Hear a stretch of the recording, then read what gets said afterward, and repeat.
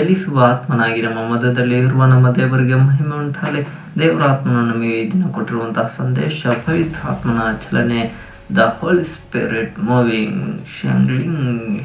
ಶಿಂಗ್ ಇದರ ಕುರಿತಾಗಿ ದೇವರ ಆತ್ಮನು ಸಭೆಯಾದ ನಮ್ಮ ಸಂಗಡ ಈ ದಿನ ದೇವರ ಆತ್ಮನು ಮಾತನಾಡುತ್ತಿರುವಂತಹ ವಾಕ್ಯವನ್ನು ನಾವೆಲ್ಲರೂ ಓದಿಕೊಳ್ಳುವರಾಯೋಣ. ಆದಿಕಾಂಡ 1ನೇ ಅಧ್ಯಾಯ 2ನೇ ವಾಕ್ಯವನ್ನು ನಾವೆಲ್ಲರೂ ಓದಿಕೊಳ್ಳುವರಾಯೋಣ. ಜೆನೆಸಿಸ್ ಚಾಪ್ಟರ್ 1:2 ಅಲ್ಲಿ ದೇವರ ಆತ್ಮನ ಸಭೆಯಾದ ನಮ್ಮೆಲ್ಲರ ಸಂಗಡ ಈ ರೀತಿಯಾಗಿ ಮಾತನಾಡ್ತಾ ಇದ್ದಾನೆ. The earth was without order and empty. It was dark over the primordial ocean. The Spirit of the God was moving over the ocean. Den kun hung om chingtun hepain kongchun hanganchi hanging shankong kong he hepain ಶಂಡೆಲಿಂಗ್ ವಕ್ಷಂಗಿಂಗ್ ಛೈ ಹ್ಯಾಂಗಿಂಗ್ ಚಿ ಶಾಂಗ್. ಭೂಮಿಯು ಕ್ರಮವಿಲ್ಲದೆಯೂ ಬರಿದಾಗಿಯೂ ಇತ್ತು, ಆದಿ ಸಾಗರದ ಮೇಲೆ ಕತ್ತಲಿತ್ತು, ದೇವರಾತ್ಮವು ಸಾಗರದ ಮೇಲೆ ಚಲಿಸುತ್ತಿತ್ತು ಎಂದು ದೇವರಾತ್ಮನು ಸಭೆಗಳಿಗೆ ಹೇಳುವುದನ್ನು ಕಿವಿಯುಳ್ಳವನು ಕೇಳಲಿ ಎಂಬುದಾಗಿ ಅಂತ ದಕ್ಷಿಣಗಳಲ್ಲಿ ದೇವರಾತ್ಮನು ಸಭೆಯಾದ ನಮ್ಮೆಲ್ಲರ ಸಂಗಡ ಆತನು ವಿಶೇಷವಾಗಿ ಮಾತನಾಡುತ್ತಿದ್ದಾನೆ. ಆಮೇನ್, ಹಲ್ಲೆಲೂಯಾ. ದೇವರಾತ್ಮನ ಈ ಅದ್ಭುತವಾದ ವಾಕ್ಯದ ಮುಖಾಂತರವಾಗಿ ಸಭೆಯಾದ ನಮ್ಮೆಲ್ಲರ ಸಂಗಡ ದೇವರಾತ್ಮನು ವಿಶೇಷವಾಗಿ ಮಾತನಾಡುವಂತೆ ನಾವು ದೇವರ ವಾಕ್ಯಕ್ಕಾಗಿ ಪ್ರಾರ್ಥನೆಯನ್ನ ಮಾಡಿಕೊಳ್ಳುವರಾಗಿರೋಣ. ಚಲಿಸುವ ಆತ್ಮನಾಗಿಯೇ ಇರುವ ನಮ್ಮ ದೇವರೇ, ನಿಮಗೆ ವಂದನೆಯನ್ನು ಸಲ್ಲಿಸ್ತೇವೆ. ಅಪ್ಪ ಕರ್ತನೇ, ಈ ದಿನ ನಿನ್ನ ಅದ್ಭುತವಾದ ವಾಕ್ಯವನ್ನು ಸಭೆಯಾದ ನಮ್ಮ ಸಂಗಡ ನೀನು ಮಾತನಾಡಬೇಕೆಂದು ನಾವು ಪ್ರಾರ್ಥಿಸ್ತೇವೆ. ದೇವರೇ, ಇದುವರೆಗೂ ತಿಳಿಯಲಾರದ ಮಹತ್ತಾದ ಗುಣಾರ್ಥಗಳನ್ನ ನೀನು ನಮಗೆ ತಿಳಿಯಪಡಿಸಿದೆ. ಈಗಲೂ ಕೂಡ ತಿಳಿಯಲಾರದ ಅನೇಕ ಮಹತ್ತಾದ ಗುಣಾರ್ಥಗಳನ್ನು ದೇವರಾತ್ಮನೇ ನಿನ್ನ ಕುರಿತಾಗಿ ನೀನೇ ನಮಗೆ ತಿಳಿಯಪಡಿಸು. ಸಭೆ ಸಂಗಡ ನಿನ್ನ ಮಾತುಗಳು ಹೊರಟು ಬರಲಿ ಎಂಬುದಾಗಿ ನಾವು ಪ್ರಾರ್ಥಿಸ್ತೇವೆ. ದೇವರೇ, ನಮ್ಮನ್ನೇನು ಕರಳಲು ಒಪ್ಪಿಸ್ಕೊಡ್ತೇವೆ. ನಮ್ಮ ಬಾಯಿಂದ ಯಾವುದೇ ಮಾತುಗಳು ಹೊರಡದಿರಲಿ. ದೇವರೇ, ನೀನೇ ನಮ್ಮೊಳಗಿನಿಂದ ಎಲ್ಲವನ್ನು ದೇವರಾತ್ಮನೇ ನೀನು ಮಾತನಾಡು. ಆದ್ದರಿಂದ ನೀನು ಮಹಿಮೆಯಿಂದ ಅದಕ್ಕಾಗಿ ಸ್ತೋತ್ರ. ದೇವರೇ, ಬಂದಿರುವ ಎಲ್ಲ ಆತ್ಮಗಳ ಸಂಗಡ ದೇವರಾತ್ಮನೇ ನೀನು ಮಾತನಾಡು. ನಿನ್ನ ಮಾತಿಗೆ ಜೀವ ಇದೆ, ಅದು ಜೀವ ಇಲ್ಲದೆ ಇರುವ ಎಲ್ಲ ಆತ್ಮಗಳಿಗೂ ಜೀವವನ್ನು ಉಂಟು ಮಾಡಲಿ. ಇದನ್ನು ಕೇಳುವವರ ಕಣ್ಣು, ಕಿವಿಗಳು, ಹೃದಯಗಳು ಎಲ್ಲವೂ ತೆರೆಯಲ್ಪಡಲಿ. ದೇವರೇ ಅಪ್ಪ, ನಿನ್ನ ಆತ್ಮೀಕತೆಯಲ್ಲಿ ಸಭೆಯನ್ನು ನೀನು ಮುನ್ನಡೆಸು. ನಿನ್ನ ಆತ್ಮನ ಚಲನೆ ಈ ಸಭೆಯಲ್ಲಿ ಇನ್ನೂ ಬಲಿಷ್ಠವಾಗಿ ಅತ್ಯಂತ ವೇಗವಾಗಿ ಉಂಟಾಗಲಿ ಎಂದು ನಾವು ಪ್ರಾರ್ಥಿಸ್ತೇವೆ. ದೇವರೇ, ಈ ವಾಕ್ಯವು ಎಲ್ಲರಲ್ಲೂ ಚಲನೆಯನ್ನು ಉಂಟು ಮಾಡಲಿ ಎಂದು ನಾವು ಪ್ರಾರ್ಥಿಸ್ತೇವೆ. ದೇವರೇ, ಎಲ್ಲ ಘನಮಾನ ಮಹಿಮೆ ನಿನಗೆ ಸಲ್ಲಿಸುತ್ತಾ ಯೇಸುವಿನ ಹೆಸರಿನಲ್ಲಿ ಪ್ರಾರ್ಥಿಸಿ ಬಿಡುವಂದಿದ್ದೇವೆ ತಂದೆಯಾದ ದೇವರೇ, ಆಮೇನ್. ಹಲ್ಲೆಲೂಯಾ. ದೇವರಿಗೆ ಮಹಿಮೆ ಉಂಟಾಗಲಿ. ದೇವರಾತ್ಮನ ಈ ದಿನ ನಮಗೆ ಕೊಟ್ಟಿರುವಂಥ ವಾಕ್ಯವನ್ನು ನಾವೆಲ್ಲರೂ ಓದಿಕೊಳ್ಳುವವರಾಗಿ ಇರೋಣ. ಆದಿಕಾಂಡ 1ನೇ ಅಧ್ಯಾಯ 2ನೇ ವಾಕ್ಯವನ್ನು ನಾವೆಲ್ಲರೂ ಓದಿಕೊಳ್ಳುವವರಾಗಿರೋಣ. ಜೆನೆಸಿಸ್ ಚಾಪ್ಟರ್ 1:2 ಅಲ್ಲಿ ದೇವರು ಸಭೆಯಾದ ನಮ್ಮ ಸಂಗಡ ಆತನು ಈ ರೀತಿ ಮಾತನಾಡ್ತಾ ಇದ್ದಾನೆ. The earth was without order and empty. It was dark over the primordial ocean. The Spirit of the God was moving over the ocean. Den kun hung when heaving happen connection Asian hanging shangong licking lipine shangdeling shocking hanging ji shang. ಭೂಮಿಯು ಕ್ರಮವಿಲ್ಲದೆಯೂ ಬರಿದಾಗಿಯೂ ಇತ್ತು, ಆದಿ ಸಾಗರದ ಮೇಲೆ ಕತ್ತಲಿತ್ತು, ದೇವರಾತ್ಮವು ಸಾಗರದ ಮೇಲೆ ಚಲಿಸುತ್ತಿತ್ತು ಎಂದು ದೇವರಾತ್ಮನು ಸಭೆಗಳಿಗೆ ಹೇಳುವುದನ್ನು ಕಿವಿಯುಳ್ಳವನು ಕೇಳಲಿ ಎಂಬುದಾಗಿ ಅಂತ ದಕ್ಷಿಣದಲ್ಲಿ ಸಭೆಯಾದ ನಮ್ಮೆಲ್ಲರ ಸಂಗಡ ದೇವರಾತ್ಮನು ಆತನು ವಿಶೇಷವಾಗಿ ಮಾತನಾಡುತ್ತಿದ್ದಾನೆ. ಆಮೇನ್, ಹಲ್ಲೆಲೂಯಾ. ಹಾಗಾದರೆ ದೇವರಾತ್ಮನ ಈ ದಿನ ನಮಗೆ ಕೊಟ್ಟಿರುವಂಥ ಮಾತು ದೇವರಾತ್ಮನ ಚಲನೆ ಎಂಬ ಮಾತನ್ನು ಆತನು ನಮಗೆ ದಯಪಾಲಿಸಿದ್ದಾನೆ. The holy spirit moving. ಹಾಗಾದರೆ ಈ ದಿನ ದೇವರಾತ್ಮನು ಸಭೆಯ ಮಧ್ಯದಲ್ಲಿ ಚಲಿಸ್ತಿದ್ದಾನೆ. ಎಷ್ಟು ಜನ ನಂಬ್ತೀರ? ಆಮೇನ್ ಅಲ್ಲೋಣ. ಆಮೇನ್, ಹಲ್ಲೆಲೂಯಾ. ಹಾಗಾದರೆ ಇಲ್ಲಿ ಆತನು ನಮ್ಮ ಮಧ್ಯದಲ್ಲಿ ಚಲಿಸುವ ಆತ್ಮನಾಗಿ ಇದ್ದಾನೆ. ಆಮೇನ್. ಈಗ ಆದಿಯಲ್ಲಿ ದೇವರ ಆಕಾಶವನ್ನು ಭೂಮಿಯನ್ನು ಉಂಟು ಮಾಡಿದ್ದಾನೆ. ಹಾಗಾದರೆ ದೇವರ ಆತ್ಮನು ಯಾಕೆ ಈ ಆದಿ ಸಾಗರದ ಮೇಲೆ ಚಲಿಸುತ್ತಾ ಇದ್ದನು? ಕಾರಣ ಏನು? ಉದ್ದೇಶವೇನು? ದೇವರಾತ್ಮನು ಏನಾದರೂ ಚಲನೆ ಮಾಡ್ತಾ ಇದ್ದಾನಂದರೆ ಒಂದು ಕಾರಣ ಇರುತ್ತೆ, ಒಂದು ಉದ್ದೇಶ ಇರುತ್ತೆ. ಆ ಕಾರಣಕ್ಕಾಗಿ, ಆ ಉದ್ದೇಶಕ್ಕಾಗಿ ದೇವರಾತ್ಮನು ಆತನು ಚಲಿಸುತ್ತಾನೇ ಇರುತ್ತಾನೆ. ಆಮೇನ್, ಹಲ್ಲೆಲೂಯಾ. ಪಕ್ಕದಲ್ಲಿರೋ ಕೈಕೋಟೆಯಲ್ಲಿ ದೇವರಾತ್ಮನು ಚಲಿಸಿದ್ರೆ ಆತನ ಉದ್ದೇಶವನ್ನು ನೆರವೇರಿಸ್ತಾನೆ ಅಂತ. ಆಮೇನ್ ಹಲ್ಲೆಲೂಯಾ.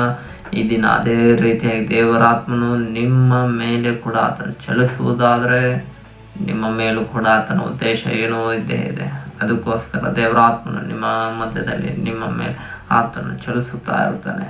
ಆಮೇಲೆ ಆ ಉದ್ದೇಶವನ್ನು ಆತನು ನೆರವೇರಿಸ್ಕೊಳ್ಳುವವರೆಗೂ ನಿಮ್ಮನ್ನು ಬಿಡೋದೇ ಇಲ್ಲ. ಯಾಕಂದ್ರೆ ನಮ್ಮನ್ನು ಬಿಟ್ಟಿಲ್ಲ ಅದಕ್ಕೆ. ಆಮೇಲೆ ಹಲ್ಲೆಲೂಯಾ. ಯಾಕಂದ್ರೆ ದೇವರ ಉದ್ದೇಶ ಉಳ್ಳವನು, ದೇವರ ಆತ್ಮನು ಉಳ್ಳವನನ್ನು ದೇವರು ಆತನು ಹೇಗೆಲ್ಲ ನಡೆಸಬೇಕು, ದೇವರ ಆತ್ಮನ ಆತನು ಗೈಡ್ ಮಾಡ್ತಾನೆ. Is the guider.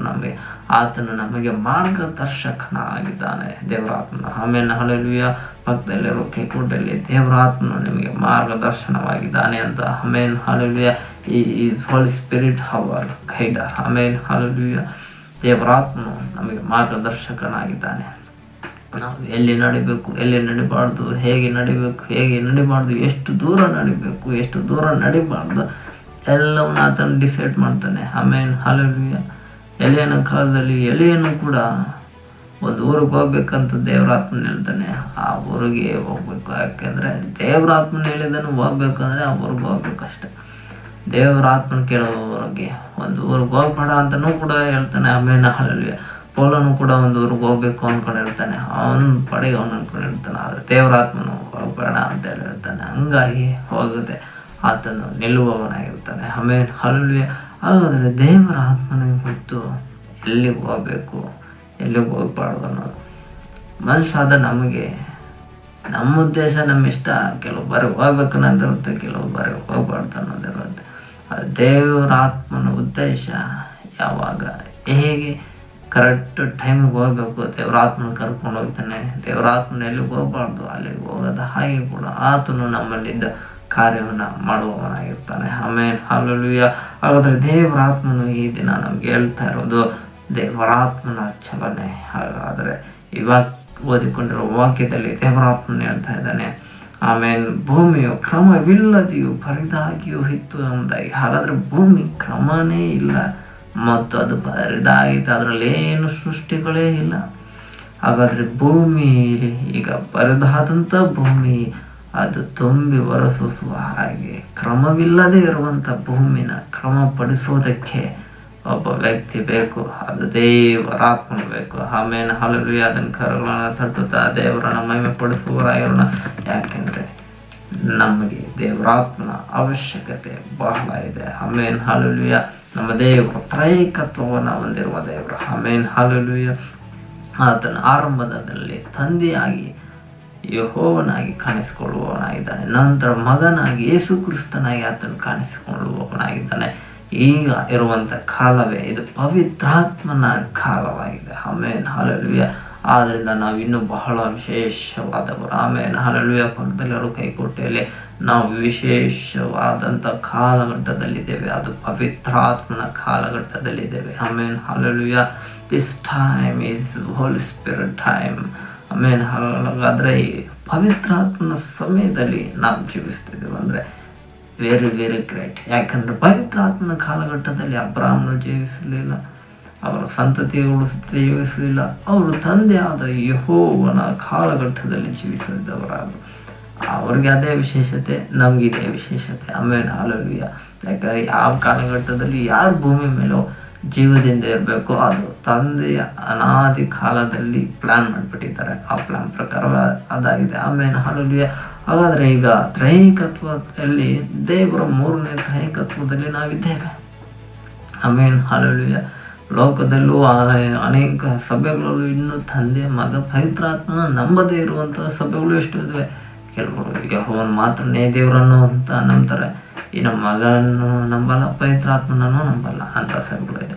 ಇನ್ನೂ ಕೆಲವರು ಯೇಸು ಕ್ರಿಸ್ತನೇ ದೇವರಂತ ನಂಬೋರು ಇದ್ದಾರೆ, ಇನ್ನು ತಂದೆಯ ದೇವರನ್ನು ಕೂಡ ನಂಬಲ್ಲ, ಪವಿತ್ರಾತ್ಮನನ್ನು ನಂಬಲ್ಲ. ಇನ್ನೂ ಸಭೆಗಳು ಇದ್ದಾವೆ, ಕೆಲವು ತಂದೆಯ ದೇವರನ್ನೂ ನಂಬಲ್ಲ, ಯೇಸು ಕ್ರಿಸ್ತನನ್ನು ನಂಬಲ್ಲ, ಕೇವಲ ಪವಿತ್ರಾತ್ಮನನ್ನು ಮಾತ್ರ ನಂಬುವವರು ಕೂಡ ಇದ್ದಾರೆ. ಆಮೇಲೆ ಹಲ್ಲೆಲೂಯಾ. ಆದರೆ ನಮ್ಮ ಸಭೆ ತಂದೆಯಾದ ದೇವರು, ಮಗನಾದ ದೇವರು, ಪವಿತ್ರಾತ್ಮನಾದ ದೇವರನ್ನು ನಂಬುವಂಥದ್ದಾಗಿದೆ. ಯಾಕೆಂದರೆ ನಮ್ಮ ದೇವರು ಒಬ್ಬ ದೇವರೇ ಆಗಿದ್ದಾನೆ, ಆದರೆ ತ್ರೈಕತ್ವವನ್ನು ಹೊಂದಿರುವ ದೇವರಾಗಿದ್ದಾನೆ. ಆಮೇಲೆ ಹಲ್ಲೆಲೂಯಾ. ಆತನು ಟ್ರಿಪಲ್ ಆ್ಯಕ್ಟಿಯಲ್ಲಿ ಆತನು ಆ್ಯಕ್ಟಿಂಗ್ ಮಾಡುವವನಾಗಿರ್ತಾನೆ. ಆಮೇಲೆ ಹಲವು ಅನೇಕ ಘಟಗಳೆಲ್ಲ ಮೂವಿಗಳೆಲ್ಲ ನೋಡಿರ್ತೀರ, ಎಲ್ಲ ನಮಗೂ ಗೊತ್ತಾ. ಆಮೇಲೆ ಹಲವು ಒಬ್ಬನೇ ಇರ್ತಾನೆ, ಆದರೆ ತ್ರಿಬಲ್ ಕ್ಯಾರೆಕ್ಟ್ರಲ್ಲಿ ತ್ರಿಬಲ್ ಕ್ಯಾರೆಕ್ಟ್ರಲ್ಲಿ ಆತನು ಆ್ಯಕ್ಟಿಂಗ್ ಮಾಡುವವನಾಗಿರ್ತಾನೆ. ಹಾಗೆ ದೇವರು ಕೂಡ ಒಬ್ಬನೇ ಆಗಿದ್ದಾನೆ. ಆತನು ತಂದೆಯಾಗಿ ಆ್ಯಕ್ಟ್ ಮಾಡ್ತಾನೆ, ಮಗನಾಗಿ ಕೂಡ ಮಾಡ್ತಾನೆ, ಪವಿತ್ರಾತ್ಮನಾಗಿ ಕೂಡ ಮಾಡುವವನಾಗಿದ್ದಾನೆ. ಹಲ್ಲೆಲೂಯಾ. ಅದಕ್ಕೆ ಪಂಚಶತ್ಮದ ಸಭೆ ಇದು ಮೂರನ್ನು ನಂಬುವಂಥ ಸಭೆ, ಪ್ರೊಟೆಕ್ಟೆಡ್ ಚರ್ಚ್ ಆಗಿತ್ತು. ಹಲ್ಲೆಲೂಯಾ. ಹಾಗಾದರೆ ದೇವರಾತ್ಮನ ಇದನ್ನ ಸಭೆ ಅದ ನಮಗೆ ಹೇಳ್ತಾ ಇದ್ದಾನೆ. ಭೂಮಿಯು ಕ್ರಮವಿಲ್ಲದೆಯೂ ಬರಿದಾಗಿಯೂ ಇತ್ತು. ಹಾಗಾದರೆ ಈ ಲೋಕದಲ್ಲಿ ನಾವು ಜೀವಿಸುವಾಗಲೂ ನಮ್ಮ ಜೀವಿತವು ಕೂಡ ಕ್ರಮವಿಲ್ಲದೆಯೂ ಬರದಾಗಿಯೂ ಇರುವಂಥ ಜೀವನ ನಮ್ಮದಾಗಿರ್ಬೋದು. ಹಲ್ಲೆಲೂಯಾ. ಆದರೆ ದೇವರಾತ್ಮನ ಈ ದಿನ ಹೇಳ್ತಾ ಇದ್ದಾನೆ, ಕ್ರಮವಿಲ್ಲದೆ ಇರುವ ನಿಮ್ಮ ಜೀವಿತವನ್ನು, ಬರಿದಾಗಿರುವ ನಿಮ್ಮ ಜೀವಿತವನ್ನು ನೀವು ನನ್ನ ಕೈಗೆ ಒಪ್ಪಿಸಿಕೊಳ್ಳಿ, ಅದನ್ನು ನಾನು ಕ್ರಮ ಮಾಡುತ್ತೇನೆ. ಬರಿದಾಗಿರುವ ನಿಮ್ಮ ಜೀವಿತವನ್ನು ನನಗೆ ಒಪ್ಪಿಸಿಕೊಡಿ. ನಿಮ್ಮ ಬರಿದಾದ ಜೀವಿತವನ್ನು ನಾನು ಆಶೀರ್ವಾದವಾಗಿ ಅದನ್ನು ಬದಲಾಯಿಸುತ್ತೇನೆ. ಹಲ್ಲೆಲೂಯಾ. ಯಾಕೆಂದರೆ ನಮ್ಮ ದೇವರಿಗೆ ಅಸಾಧ್ಯವಾದದ್ದು ಈ ಭೂಮಿ ಮೇಲೆ ಒಂದೂ ಇಲ್ಲ ಕಣ್ರಿ. ಹಲ್ಲೆಲೂಯಾ. ಆದಿ ಸಾಗರದ ಮೇಲೆ ಕತ್ತಲಿದ್ದು, ಹಾಗಾದರೆ ಆದಿ ಸಾಗರದ ಮೇಲೆ ಏನಿದೆ, ಬೇರೆ ಕತ್ತಲು ಇದೆ. ಆದರೆ ದೇವರಾತ್ಮನ ಏನು ಮಾಡ್ತಾ ಇದ್ದಾನೆ, ದೇವರಾತ್ಮವು ಆದಿ ಸಾಗರದ ಮೇಲೆ ಚಲಿಸುತ್ತಾ ಇದ್ದನು. ಆದರೆ ನಮ್ಮ ದೇವರು ಕತ್ತಲೆಯಲ್ಲೂ ಚಲನೆ ಮಾಡೋದು ಗೊತ್ತು, ಬೆಳಕಲ್ಲೂ ಕೂಡ ಆತನ ಚಲನೆ ಮಾಡೋದು ಗೊತ್ತು. ಎಲ್ಲ ಸ್ಥಳಗಳಲ್ಲೂ ದೇವರಾತ್ಮನು ಚಲಿಸಬಲ್ಲನು. ಹಲ್ಲೆಲೂಯಾ. ಆದರೆ ದೇವರಾತ್ಮನು ಯಾವ ಕಾರಣಕ್ಕಾಗಿ ಆದಿ ಸಾಗರದ ಮೇಲೆ ಆತನು ಚಲಿಸ್ತಾ ಇದ್ದಾನೆ? ಕಾರಣ ಈ ಕ್ರಮವಿಲ್ಲದೆ ಇರುವ ಭೂಮಿಯನ್ನು, ಬರಿದಾಗಿರುವಂಥ ಈ ಭೂಮಿಯನ್ನು ಮತ್ತು ಈ ಸಾಗರದ ಮೇಲಿರುವ ಕತ್ತಲನ್ನು ಆತನು ಬೆಳಕು ಮಾಡೋದಕ್ಕಾಗಿ ಆತನು ರೆಡಿ ಮಾಡ್ತಾ ಇದ್ದಾನೆ. ಆ ರೆಡಿ ಮಾಡೋದಕ್ಕೋಸ್ಕರ ಆತನು ಚಲನೆಯನ್ನು ಆರಂಭ ಮಾಡಿದವನಾಗಿದ್ದಾನೆ. ಹಲ್ಲೆಲೂಯಾ. ಆದ್ದರಿಂದ ಆದಿಕಾಂಡ 1ನೇ ಅಧ್ಯಾಯ 3ನೇ ವಾಕ್ಯ ಹೇಳುತ್ತೆ, ಆಗ ದೇವರು ಬೆಳಕಾಗಲಿ ಅನ್ನೋದು ಬೆಳಕಾಯಿತು. ಈ ಬೆಳಕಾಗಲಿ ಅನ್ನೋದು ಬೆಳಕಾಗಬೇಕಂದ್ರೆ ಅದರ ಹಿಂದೆ ಈ ದೇವರ ಆತ್ಮನು ಏನು ಮಾಡಿದ್ದಾನೆ ಅಂದರೆ ಆತನು ಚಲನೆಯನ್ನು ಮಾಡಿದ್ದಾನೆ. ಇದು ವೆರಿ ವೆರಿ ಇಂಪಾರ್ಟೆಂಟ್. ಕೆಲವರು ಬೆಳಕನ್ನು ನೋಡಿ, ಓ ಅದ್ಭುತ, ಅಗಮ್ಯ, wonderful, amazing the light, it is very very brightness ಅಂದಾಗಿ ತುಂಬ ಹೊಳುವಂಥವರಾಗಿರ್ತಾರೆ. ಹಲ್ಲೆಲೂಯಾ. ಆದರೆ ಆ ಬೆಳಕು ಉಂಟಾಗೋದಕ್ಕೆ ಕಾರಣ ಅದರ ಹಿಂದೆ ಒಂದು ಕೆಲಸ ನಡೆದಿದೆ, ಅದು ದೇವರ ಆತ್ಮನ ಕೆಲಸ ನಡೆದಿದೆ. ಅದು ನಂಬರ್ ಮಾತ್ರ ನಾವು ಕರೋಲನ್ನು ತಟ್ಟುತ್ತಾ ದೇವರನ್ನು ಮಹಿಮೆ ಪಡಿಸುವವರಾಗಿರೋಣ. ಹಲ್ಲೆಲೂಯಾ. ಪಕ್ಕದಲ್ಲಿರುವ ಕೈ ಕೊಟ್ಟು ಕೂಡ ಹೇಳಿ, ಬೆಳಕು ಉಂಟಾಗಬೇಕಂದ್ರೆ ದೇವರ ಆತ್ಮನ ಚಲನೆ ಆರಂಭ ಆಗಬೇಕು ಅಂತ. ಹಲ್ಲೆಲೂಯಾ. ಯಾಕೆಂದರೆ ಯಾವಾಗ ದೇವರ ಆತ್ಮನ ಚಲನೆ ಉಂಟಾಗುತ್ತೋ ಆವಾಗ ಬೆಳಕು ಉಂಟಾಗುತ್ತದೆ. ಹಲ್ಲೆಲೂಯಾ. ಆದರೆ ದೇವರ ಆತ್ಮನನ್ನು ಆರಂಭದಲ್ಲಿ ಆತನ ಇದ್ದವನಾಗಿದ್ದಾನೆ. ಹಲ್ಲೆಲೂಯಾ. ಹಾಗಾದರೆ ಅಲ್ಲಿ ಆರಂಭದಲ್ಲಿ ತಂದೆಯಾಗಿಯೂ ಮಗನಾಗಿಯೂ ಪವಿತ್ರಾತ್ಮನಾಗಿಯೂ ಅಲ್ಲಿ ಇದ್ದಾನೆ. ಹಲ್ಲೆಲೂಯಾ. ಹಾಗಾಗಿ ಅಲ್ಲಿ ದೇವರಾತ್ಮನು ಎಂಬ ಪದವು ಕೂಡ ಬರುತ್ತದೆ. ದೇವರು ಬೆಳಕಾಗಲಿ ಅನ್ನಲು ಬೆಳಕಾಯಿತು ಎಂಬುದಾಗಿ ಹೇಳುವಂಥದ್ದಾಗಿದೆ. ಹಲ್ಲೆಲೂಯಾ. ಹೊಸ ಒಡಂಬಡಿಕೆಯಲ್ಲಿ ನಾವು ನೋಡುವಾಗ ಆತನು ಇಲ್ಲದೆ ಒಂದೂ ಕೂಡ ಸೃಷ್ಟಿಯಾಗಲಿಲ್ಲ ಅಂತ. ಆದರೆ ಆತನು ಅಂದರೆ ಯಾರು? ಯೇಸು ಕ್ರಿಸ್ತನು ಇಲ್ಲದೆ ಲೋಕದಲ್ಲಿ ಒಂದು ಸೃಷ್ಟಿಯಾಗಲಿಲ್ಲ. ಹಾಗಾದರೆ ತಂದೆಯು ಕೂಡ ಇದ್ದಾನೆ, ಮಗನಾದ ಯೇಸು ಕ್ರಿಸ್ತನು ಕೂಡ ಇದ್ದಾನೆ, ಪವಿತ್ರಾತ್ಮನು ಕೂಡ ಅಲ್ಲಿ ಇದ್ದವರಾಗಿದ್ದಾರೆ. ಹಲ್ಲೆಲೂಯಾ. ಆತನು ತ್ರೈಕತ್ವವುಳ್ಳವನಾಗಿ ತನ್ನ ಕಾರ್ಯವನ್ನು, ತನ್ನ ಸೃಷ್ಟಿಯನ್ನು ಆತನು ಆರಂಭ ಮಾಡಿದವನಾಗಿದ್ದಾನೆ. ಆದ್ದರಿಂದಲೇ ಈ ಸೃಷ್ಟಿಗಳೆಲ್ಲವೂ ಕೂಡ ಆರಂಭ ಆಗಿರುವುದು ತ್ರೈಕತ್ವದಿಂದ ಆದ ಕಾರಣ ತ್ರೈಕತ್ವವನ್ನು ಆರ್ಡರ್ ವೈಸ್ ಆಗಿ ದೇವರು ಆದಿಯಿಂದಲೂ ಆತನು ಶುರು ಮಾಡ್ತಾನೆ. ಆದಿಯಲ್ಲಿ ದೇವರು ತಂದೆಯಾಗಿ ಕಾಣಿಸಿಕೊಳ್ಳುವವನಾಗಿದ್ದಾನೆ, ನಂತರ ಮಗನಾಗಿ ಕಾಣಿಸ್ಕೊಳ್ತಾನೆ, ನಂತರ ಈಗ ಪವಿತ್ರಾತ್ಮನಾಗಿ ಕಾಣಿಸಿಕೊಳ್ಳುವವನಾಗಿರ್ತಾನೆ. ಹಲ್ಲೆಲೂಯಾ. ಆದರೆ ಪವಿತ್ರಾತ್ಮವನ್ನು ಈಗ ನಂತರ ಅಂತ ಎತ್ತಲ್ಪಟ್ಟ ಕೂಡಲೇ ಸೃಷ್ಟಿಗಳೆಲ್ಲವೂ ಒಂದೊಂದಾಗಿ ದೇವರ ಉಪದ್ರವ ಕಾಲದಲ್ಲಿ, ಮಹಾ ಉಪದ್ರವ ಕಾಲ ಎಂಬುದಾಗಿ 7 ವರ್ಷ ಉಪದ್ರವ ಕಾಲದಲ್ಲಿ ತಾನು ಸೃಷ್ಟಿಸಿದ್ದೆಲ್ಲವೂ ಮನುಷ್ಯನ ಹಾಳು ಮಾಡಿರುವುದರಿಂದ ದೇವರು ಭೂಮಿಗೆ ನ್ಯಾಯ ತೀರ್ಪು ಕೊಡುವುದರ ಮುಖಾಂತರ ಸೃಷ್ಟಿ ಮಾಡಿರುವ ಎಲ್ಲ ಕಾರ್ಯಗಳನ್ನು ಆತನು ಅಂತ್ಯಗೊಳಿಸುತ್ತಲೂ ಬರುತ್ತಾನೆ. ಆಮೇನ್ ಹಾಲೆಲೂಯಾ. ನಮ್ಮ ದೇವರಿಗೆ ಎಲ್ಲ ಅಧಿಕಾರ ಇದೆ. ಸೃಷ್ಟಿ ಮಾಡುವ ಅಧಿಕಾರವೂ ಕೂಡ ಇದೆ, ಸೃಷ್ಟಿನ ನಾಶ ಮಾಡುವ ಅಧಿಕಾರವೂ ಕೂಡ ಯಾರಿದೆ? ದೇವರು. ಸೈತಾನನಿಗಂತೂ ಅಲ್ವೇ ಇಲ್ಲ. ಸೈತಾನಿಗೆ ಏನೂ ಕೂಡ ಅಧಿಕಾರನೇ ಇಲ್ಲ ಭೂಮಿ ಮೇಲೆ. ಯಾಕಂದರೆ ಆದಿಯಲ್ಲಿ ಅವನು ಆದಾಮನನ್ನ ವಂಚಿಸಿ ಅಧಿಕಾರ ಪಡ್ಕೊಂಡ. ಓಕೆ, ಅಲ್ಲಿ ಮುಗೀತು. ಅಧಿಕಾರ ಈಗ ಯಾರ ಕೈಗೆ ಬಂತು? ಸೈತಾನ ಕೈಗೆ. ಓಕೆನಾ? ಆದರೆ ಯೇಸು ಕ್ರಿಸ್ತನ ಶಿಲುಬೆಯಲ್ಲಿ ಯಾವಾಗ ಸತ್ತು 3ನೇ ದಿನದಲ್ಲಿ ಪುನರುತ್ಥಾನಗೊಂಡನೋ, ಭೂಮಿಯಲ್ಲಿ ಆತನು ಪಾಪವನ್ನು, ಮರಣವನ್ನು, ಭೂಮಿಯಲ್ಲಿ ಕೊಡೆ ಶತ್ರು ಮರಣ. ಹಾಗಾದರೆ ಲೋಕದಲ್ಲಿರುವ ಎಲ್ಲ ಪಾಪವನ್ನು ಕೂಡ ಯೇಸು ಜಯಿಸಿದ್ದಾನೆ, ಮರಣವನ್ನು ಕೂಡ ಜಯಿಸಿದ್ದಾನೆ. ಈಗ ಯೇಸು ಜಯಿಸಬೇಕಾದದ್ದು ಭೂಮಿಯಲ್ಲಿ ಒಂದು ಇಲ್ಲ. ಹಾಗಾದ್ರೆ ಭೂಮಿ ಮೇಲೆ ಸರ್ವಾಧಿಕಾರಿಯಾಗಿ ಈಗ ಯೇಸು ಕ್ರಿಸ್ತನಿದ್ದಾನೆ. ಹಾಗಾದರೆ ಸರ್ವ ಅಧಿಕಾರವಾಗಿ ಯಾರ ಕೈ ಬರುತ್ತಂದರೆ ಮತ್ತೆ ಯೇಸು ಕ್ರಿಸ್ತನಿಗೆ ಬರುತ್ತೆ. ಆಮೇಲೆ ಹಾಲೆಲೂಯಾ. ಹಾಗಾದರೆ ಈ ಸರ್ವಾಧಿಕಾರವನ್ನು ವಹಿಸಿಕೊಂಡಿರುವಂಥ ಯೇಸು ಕ್ರಿಸ್ತನೀಗ ಪರಲೋಕದಲ್ಲಿದ್ದಾನೆ. ಹಾಗಾದ್ರೆ ಭೂಮಿ ಎಲ್ಲ ಅಧಿಕಾರವಾಗಿ ಯಾರ ಕೈಯಲ್ಲಿದೆ? ಯೇಸು ಕ್ರಿಸ್ತನ ಕೈಯಲ್ಲೇ ಇದೆ. ಆಮೇಲೆ ಹಾಲೆಲೂಯಾ. ಹಾಗಾಗಿ ಭೂಮಿ ಮೇಲೆ ಎಲ್ಲ ಅಧಿಕಾರವನ್ನು ನಡೆಸುವ ಅಧಿಕಾರ ಕೂಡ ಯೇಸು ಮಾತ್ರ ಇದೆ, ಸೈತಾನನಿಗಿಲ್ಲ. ಆಮೇಲೆ ಹಾಲೆಲೂಯಾ. ಯಾವಾಗ ಯೇಸು ಕ್ರಿಸ್ತನ ಪುನರುತ್ಥಾನಗೊಂಡನು, ಎಲ್ಲ ಅಧಿಕಾರವು ಈಗ ಯೇಸು ಕ್ರಿಸ್ತನ ಕೈವಶವಾಗಿದೆ. ಆಮೇಲೆ ಹಾಲೆಲೂಯಾ. ಹಾಗಾಗಿ ಯೇಸು ಕ್ರಿಸ್ತನಿಗೆ ಮಾತ್ರ ಭೂಮಿಯ ಮೇಲೆ ಸರ್ವ ಅಧಿಕಾರವೂ ಇದೆ. ಆಮೇಲೆ ಆತನ ಅಲ್ಲದೆ ಭೂಮಿಯ ಮೇಲೆ ಇನ್ಯಾರಿಗೂ ಕೂಡ ಸರ್ವ ಅಧಿಕಾರವು ಕೂಡ ಭೂಮಿ ಮೇಲೆ ದೇವರು ಯಾರಿಗೂ ಕೊಟ್ಟಿಲ್ಲ, ಕೊಡೋದು ಇಲ್ಲ. ಆಮೇಲೆ ಹಾಲೆಲೂಯಾ. ಯಾಕಂದರೆ ಆತನ ಸೃಷ್ಟಿಕರ್ತನಿಗೆ ಎಲ್ಲ ಅಧಿಕಾರ ಇರುತ್ತೆ ಹೊರತು ಸೃಷ್ಟಿಸಿ ಆದವರಿಗೆ ಎಲ್ಲ ಅಧಿಕಾರ ಇರೋದಿಲ್ಲ. ಸೈತಾನನು ಕೂಡ ಯಾರು ಸೃಷ್ಟಿ ಮಾಡಿದ? ದೇವರೇ ಸೈತಾನನು ಕೂಡ ಸೃಷ್ಟಿ ಮಾಡಿದ್ದ. ಆಮೇಲೆ ಹಾಲೆಲೂಯಾ. ಹಾಗಾಗಿ ದೇವರು ಅವನಿಗೆ ಎಲ್ಲ ಅಧಿಕಾರವನ್ನು ಕೊಡೋಲ್ಲ, ಕೆಲವು ವಿಷಯಗಳನ್ನು ಮಾತ್ರ ಅಧಿಕಾರ ಕೊಡಬಲ್ಲನು. ಆಮೇಲೆ ಹಾಲೆಲೂಯಾ. ಆದರೆ ಎಲ್ಲ ಅಧಿಕಾರವೂ ಕೂಡ ಕೊಡೋದಿಲ್ಲ. ಹಾಗಾಗಿ ದೇವರು ಇಲ್ಲಿ ಹೇಳ್ತಾ ಇದ್ದಾನೆ, ಭೂಮಿಯ ಮೇಲೆ ಆದಿ ಸಾಗರದ ಮೇಲೆ ದೇವರ ಆತ್ಮನು ಚಲಿಸುತ್ತಾ ಇದ್ದಾನೆ. ಚಲಿಸುವುದಕ್ಕೆ ಕಾರಣ ದೇವರು ಮುಂದೆ ಅನೇಕ ಸೃಷ್ಟಿಗಳನ್ನು ಸೃಷ್ಟಿ ಮಾಡಬೇಕು ಅನ್ನೋದು ದೇವರ ಪ್ಲಾನಿಂಗ್ ಆಗಿತ್ತು ಭೂಮಿಯ ಆರಂಭದಲ್ಲಿ. ಆಮೇಲೆ ಹಾಗಾದರೆ ದೇವರ ಆತ್ಮನು ಆರಂಭದಲ್ಲೇ ಇದ್ದಾನೆ. ದೇವರ ಆತ್ಮನು ಹೇಗಿದ್ದಾನೆ ಆರಂಭದಲ್ಲಿ ಅಂದರೆ ಆತನು ಚಲಿಸುವ ಆತ್ಮನಾಗಿ ಇದ್ದಾನೆ. The spirit of God is the beginning. The spirit of God is moving. Amen ಟೆಲ್ಲಿಂಗ್ ಜೈ ಜೈ ಟಚು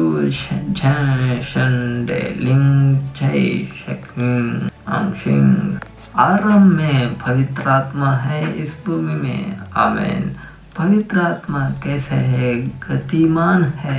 आमेन. हालेलूया. தேவனுள் ஆவி ஆதியில் இருந்தது. தேவனுள் ஆவி ஆதியில் இருந்தது. தேவனுள் ఆవి అసంఖ్యరుదు. ఆమెన్. హల్లెలూయా. దేవుని ఆత్మ ఎలాగుంది? ఆరంభంలోనే ఉన్నది. ఆమెన్.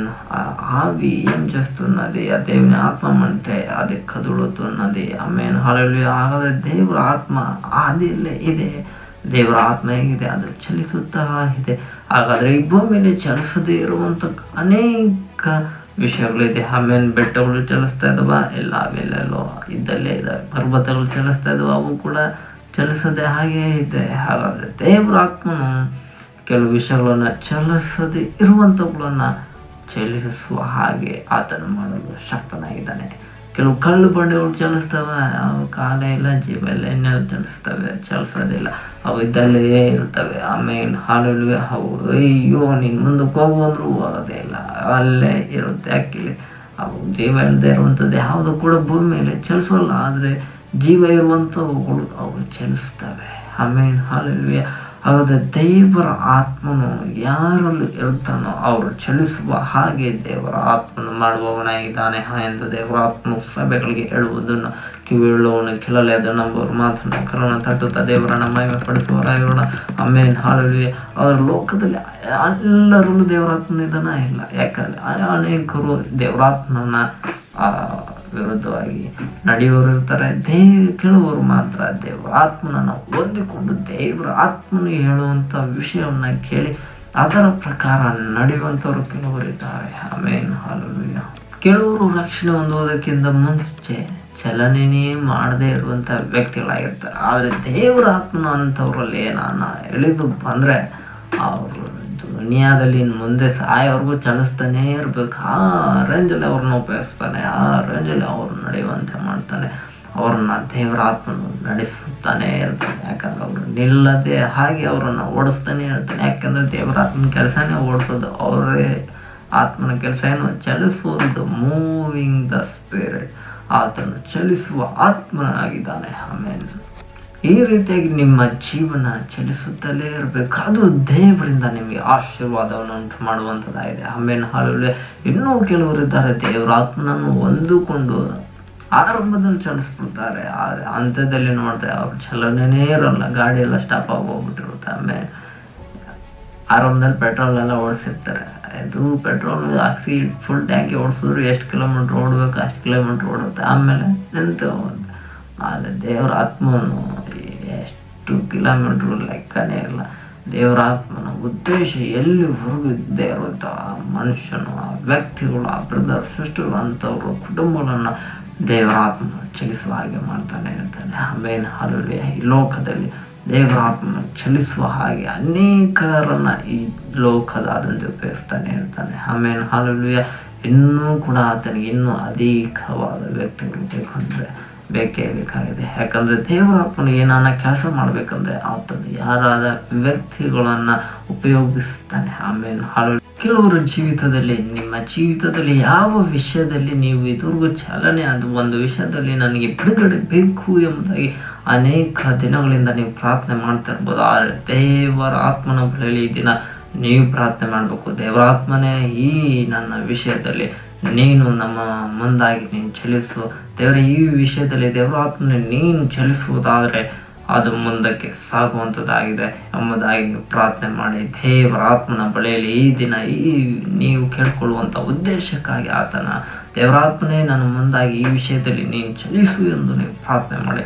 ಖಂಡಿತವಾಗಿ ದೇವರ ಆತ್ಮನು ನಿಮ್ಮ ವಿಷಯದಲ್ಲಿ ಈ ದಿನ ಆತನು ಚಲಿಸುತ್ತಾನೆ. ಈ ದಿನ ನಿಮ್ಮ ಆ ಚಲನೆ ಸ್ಟಾಪ್ ಆಗಿರುವ ಎಲ್ಲ ವಿಷಯದಲ್ಲೂ ದೇವರ ಆತ್ಮನು ಆತನು ಮೂವ್ ಮಾಡುವವನಾಗಿರ್ತಾನೆ, ಆತನು ಚಲಿಸುವವನಾಗಿರ್ತಾನೆ. ಆಗ ನಿಮ್ಮ ಕಾರ್ಯಗಳು ಸಫಲವಾಗುವಂತೆ ದೇವರ ಆತ್ಮನು ಈ ದಿನ ಸಭೆಯಾದ ನಿಮ್ಮನ್ನು ಆಶೀರ್ವದಿಸುವವನಾಗಿರ್ತಾನೆ ಎಂದು ದೇವರ ಆತ್ಮನು ಸಭೆಗಳಿಗೆ ಹೇಳುವುದನ್ನು ಕಿವಿಯುಳ್ಳವನು ಕೇಳಲಿ, ಅದನ್ನು ನಂಬುವರು ಮಾತ್ರವೇ ನಾವು ಕರನ್ನು ತಟ್ಟುತ್ತಾ ದೇವರನ್ನ ಮಹಿಮೆ ಪಡಿಸುವವರಾಗಿರೋಣ. ಆಮೇಲೆ ಹಾಲೆಲೂಯ. ಒಂದು ಊರಲ್ಲಿ ಒಬ್ಬರು ದೇವ ಸೇವಕರು ಕೂಡ ಇದ್ರು. ಅವರು ದೇವರ ಆತ್ಮ ಪ್ರೇರಿತವಾಗಿ ಅವ್ರು ಪ್ರಾರ್ಥನೆ ಮಾಡ್ತಿದ್ರು. ಒಂದು ಸಭೆ ಇತ್ತು, ಆ ಸಭೆ ಪಕ್ಕದಲ್ಲೇ ಒಂದು ಬೆಟ್ಟದಂತೆ ಒಂದು ದೊಡ್ಡ ಕಲ್ಲಿತ್ತು. ಆಮೇಲೆ ಹಾಲೆಲೂಯ. ಈಗ ಆ ಸಭೆಗೆ ಬರುವಂಥ ಆತ್ಮಗಳ ಸಂಖ್ಯೆ ದಿನೇ ದಿನೇ ಹೆಚ್ಚುತ್ತಾ ಬಂತು. ಹಾಗಾಗಿ ಅವ್ರು ಪ್ರಾರ್ಥನೆ ಮಾಡ್ತಿದ್ರು, ದೇವರ ಆತ್ಮನೇ ಸಭೆ ಇವಾಗ ಇರೋ ಅಷ್ಟೇ ನಾವು ಮೇಂಟೈನ್ ಮಾಡ್ಕೊಂಡು ಹೋಗೋಕ್ಕಾಗಲ್ಲ, ಸಭೆಯನ್ನೇನು ಮಾಡಬೇಕು, ದೊಡ್ಡದು ಮಾಡಬೇಕು ದೇವರ ಆತ್ಮನೇ. ಹಂಗಾಗಿ ನಮಗೆ ಪಕ್ಕದಲ್ಲಿ ಜಾಗ ಬೇಕು ಅಂದರೆ ಆ ಜಾಗದಲ್ಲಿ ಏನೈತೆ, ದೊಡ್ಡ ಕಲ್ಲು ಬಂಡೆನೇ ಇದೆ. ಆಮೇಲೆ ಹಾಲೆಲೂಯ. ಅದು ಒಂದು ಅಷ್ಟು ಎತ್ತರದಲ್ಲಿ ಅಷ್ಟು ದೊಡ್ಡದಾಗಿದೆ. ಆ ಕಲ್ಲು ಬಂಡೆಗೋಸ್ಕರ ದೇವರ ಆತ್ಮ ಪ್ರೇರಿತವಾಗಿ ಈ ದೇವ ಸೇವಕರು ಪ್ರಾರ್ಥನೆ ಮಾಡುವುದಕ್ಕೆ ಆರಂಭ ಮಾಡಿದ್ರು. ಆಮೇಲೆ ಹಾಲೆಲೂಯ. ಒಂದಿನ ಪ್ರಾರ್ಥನೆ ಮಾಡಿದ್ರು, ಆ ಕಲ್ಲು ಬಂಡೆ ಹಂಗೆ ಐತೆ, ಏನು ಕರಗಲೇ ಇಲ್ಲ ಕಣ್ರಿ. ಆಮೇಲೆ ಹಾಲೆಲೂಯ. ಒಂದು ವಾರ ಪ್ರಾರ್ಥನೆ ಮಾಡಿದ್ರು, ಆವಾಗಲೂ ಕೂಡ ಏನೂ ಆಗಲೇ ಇಲ್ಲ, ಆ ಕಲ್ಲು ಬಂಡೆ ಹಂಗೇನೇ ಇದೆ. ಆಮೇಲೆ ಹಾಲೆಲೂಯ. 1 ತಿಂಗಳು ಕೂಡ ಪ್ರಾರ್ಥನೆ ಮಾಡಿದ್ರು, ಆ ಕಲ್ಲು ಬಂಡೆ ಇನ್ನೆಲ್ಲಿ ಕರಗೋದು ಇಲ್ಲ. ಆಮೇಲೆ ಮುಂದಕ್ಕೆ ಹೋಗೋದು ಇಲ್ಲ, ಅಲ್ಲಿಂಗೇನೆ ಇದೆ. ಆಮೇಲೆ ಹಾಲೆಲೂಯ. ಆದರೆ ಇವು ದೇವ ಸೇವಕರು ಏನಕ್ಕೋಸ್ಕರ ಪ್ರಾರ್ಥನೆ ಮಾಡ್ತಾ ಇದ್ದಾರೆ, ದೇವರೇ ಈ ಕಲ್ಲು ಬಂಡೆ ಇಲ್ಲಿಂದ ಹೊರಟೋಗ್ಲಿ, ಸಭೆನ ಈ ಕಡೆಗೇನೆ ಕಟ್ಟೋಣ ಮುಂದಕ್ಕೆ ದೊಡ್ಡದಾಗಿ ಎಂಬುದಾಗಿ ಯೋಚನೆ ಮಾಡಿದ್ದಾರೆ. ಈಗ ದೇವರ ಆತ್ಮನ ಯೋಚನೆ ಅಂತೆ ದೇವರ ಆತ್ಮ ಪ್ರೇರಿತರಾಗಿ ಇವರು ಪ್ರಾರ್ಥನೆಯನ್ನ ಮಾಡ್ತಾ ಇದ್ದಾರೆ. ಆಮೇಲೆ ಹಾಲೆಲೂಯ. ಯಾಕಂದ್ರೆ ಈ ಕಲ್ಲು ಬಂಡೆ ಮುಂದೆ ಆಗಬೇಕು, ಇದು ಮುಂದಕ್ಕೆ ಹೋಗ್ಬೇಕು, ಇಲ್ಲ ಈ ಜಾಗದಿಂದ ಕದ್ದುಕೊಂಡು ಹೋಯ್ತಾ ಇರಬೇಕು. ಆಮೇಲೆ ಹಾಲೆಲೂಯ. ಇವರು ಅದನ್ನು ಏನಾನ ತೆಗೆಸ್ಬೇಕಂದ್ರೆ ಅದರ ಕೆಲಸಗಾರನ್ನ ತಂದು ಕಲ್ಲು ಕೊಟ್ಟವರು ಕೂಡ ಎಲ್ಲ ಎಷ್ಟೊಂದು ಜನ ಇರ್ತಾರೆ. ಮಿಷನ್ಗಳು ಈ ಕಾಲದಲ್ಲೆಲ್ಲ ಬೇಜಾರು ಬಂದ್ಬಿಟ್ಟಿದೆ. ಇವೆಲ್ಲ ತರಿಸಿ ಎಲ್ಲ ಮಾಡ್ಬೇಕಂದ್ರೆ ದೊಡ್ಡ ಕೆಲಸ, ದೊಡ್ಡ ಹಣದ ವೆಚ್ಚವನ್ನು ಇವರೇ ವಹಿಸ್ಬೇಕಾಗುತ್ತೆ. ಆಮೇಲೆ ಹಾಲೆಲೂಯ. ಆದರೆ ಇವರು ಅದೇನು ಯಾರನ್ನೂ ಕರೆಸದೆ ಏನು ಮಾಡ್ದೇನೆ ಏನು ಮಾಡ್ತವ್ರೆ, ದೇವರಾತ್ಮ ಪ್ರೇರಿತರಾಗಿ ಜಸ್ಟ್ ಪ್ರೇಯರ್ ಮಾಡ್ತಾ ಇದ್ದಾರೆ. ಆಮೇಲೆ ಹಾಲೆಲೂಯ. ಕೇವಲ ಇವರು ಪ್ರಾರ್ಥನೆನ ಮಾಡ್ತಾ ಇದ್ದಾರೆ. ದೇವರಾತ್ಮನೇ ಸಭೆ ಈ ಕಡೆ ಕಟ್ಟಬೇಕು, ಮುಂದಕ್ಕೆ ಈ ಕಲ್ಲು ಬಂಡೆ ಇಲ್ಲಿಂದ ತೆಗಿಸ್ಬೇಕು, ನೀನು ಅದೇನು ಮಾಡ್ತೇವೆ ಗೊತ್ತಿಲ್ಲ, ಒಟ್ಟಲ್ಲಿ ಈ ಕಲ್ಲು ಬಂಡೆ ಇನ್ನು ಕೆಲವೇ ದಿನದಲ್ಲಿ ಹೋಗ್ಬಿಡ್ಬೇಕು, ಸಭೆನ ಈ ಕಡೆ ಕಟ್ಟಿ ನಾವು ಓಪನಿಂಗ್ ಮಾಡಿಬಿಡ್ಬೇಕು, ಇನ್ನೂ ಸಭೆ ದೊಡ್ಡದಾಗಲೇಬೇಕು ಎಂಬುದಾಗಿ ಇವರು ದೇವರಾತ್ಮ ಪ್ರೇರಿತರಾಗಿ ಅನೇಕ ತಿಂಗಳುಗಳ ಗಡ್ಡೆ ಪ್ರಾರ್ಥನೆ ಮಾಡ್ತಾರೆ. ಆಮೇಲೆ ಅಲ್ಲಿ 1 ವರ್ಷದ ಕಡೆಯಲ್ಲಿ ಒಂದು ಗೌರ್ಮೆಂಟ್ ಕಡೆಯಿಂದ ಒಂದು ಅಪ್ರೂವಲ್ ಆಗೋಯ್ತು. ಏನಕ್ಕಂದರೆ ಈ ಬಂಡೆಯನ್ನ ತೆಗೆಸಿ ಇದು ಕೂಡ ಒಂದು ಮಾಮೂಲಿ ಸ್ಥಳವಾಗಬೇಕು, ಒಂದು ಸೈಟ್ ಆದಂಗೆ ಹೋಗ್ಬಿಡ್ಬೇಕು ಅಂದಾಗಿ ಗೌರ್ಮೆಂಟೇ ಅಪ್ರೂವಲ್ ಕೊಟ್ಟಿರ್ತಂತೆ. ಆಮೇಲೆ ಹಾಲಲ್ಲಿ ಆವಾಗ ಗೌರ್ಮೆಂಟ್ ಅವರೇ ಬಂದ್ಬಿಟ್ಟು ಈ ಕಲ್ಲನ್ನ ಪುಡಿ ಮಾಡಿ ಆಮೇಲೆ ಹಾಲಲ್ಲಿ ಆ ಕಲ್ಲು ಬಂಡೆ ಇದ್ದ ಸ್ಥಳನ ಮಾಮೂಲಿ ಸ್ಥಳ ಆಗುವ ಹಾಗೆ ಮಾಡಾಕ್ಬಿಟ್ರು.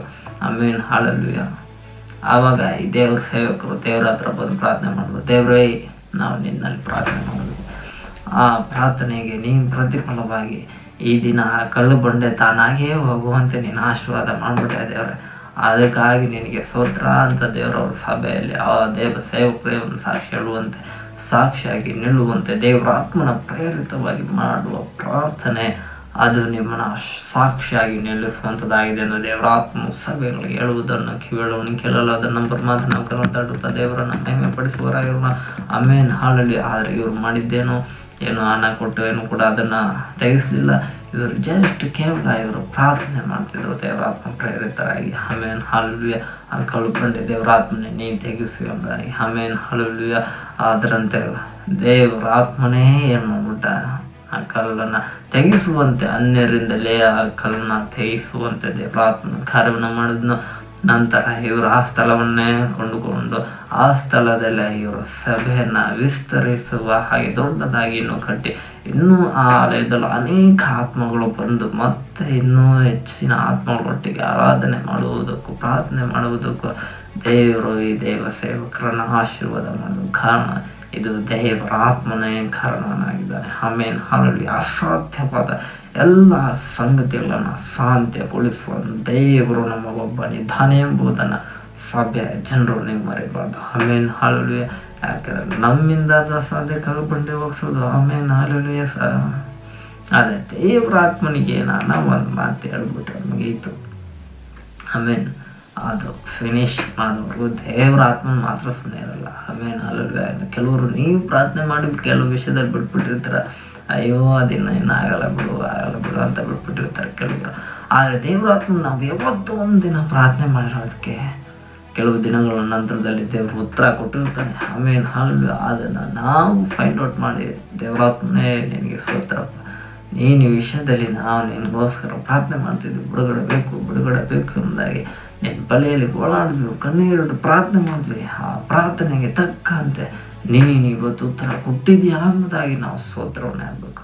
ಯಾವಾಗ ನಾವು ಸ್ತೋತ್ರವನ್ನು ದೇವರಾತ್ಮನಿಗೆ ಸಲ್ಲಿಸ್ತೇವೋ ಆಗ ದೇವರಾತ್ಮನು ಇನ್ನೂ ಹೆಚ್ಚಾದ ಅದ್ಭುತ ಕಾರ್ಯಗಳನ್ನು, ಸೂಚಕ ಕಾರ್ಯಗಳನ್ನು ದೇವರು ನಮ್ಮ ಜೀವಿತದಲ್ಲಿ ಇನ್ನೂ ಹೆಚ್ಚಾಗಿ ಆತನು ಮಾಡ್ತಾನೆ, ನಮಗೆ ತೋರಿಸ್ತಾನೆ. ಅವುಗಳನ್ನು ದೇವರಾತ್ಮನ ನಮಗೆ ತಿಳಿಪಡಿಸ್ತಾನೆ.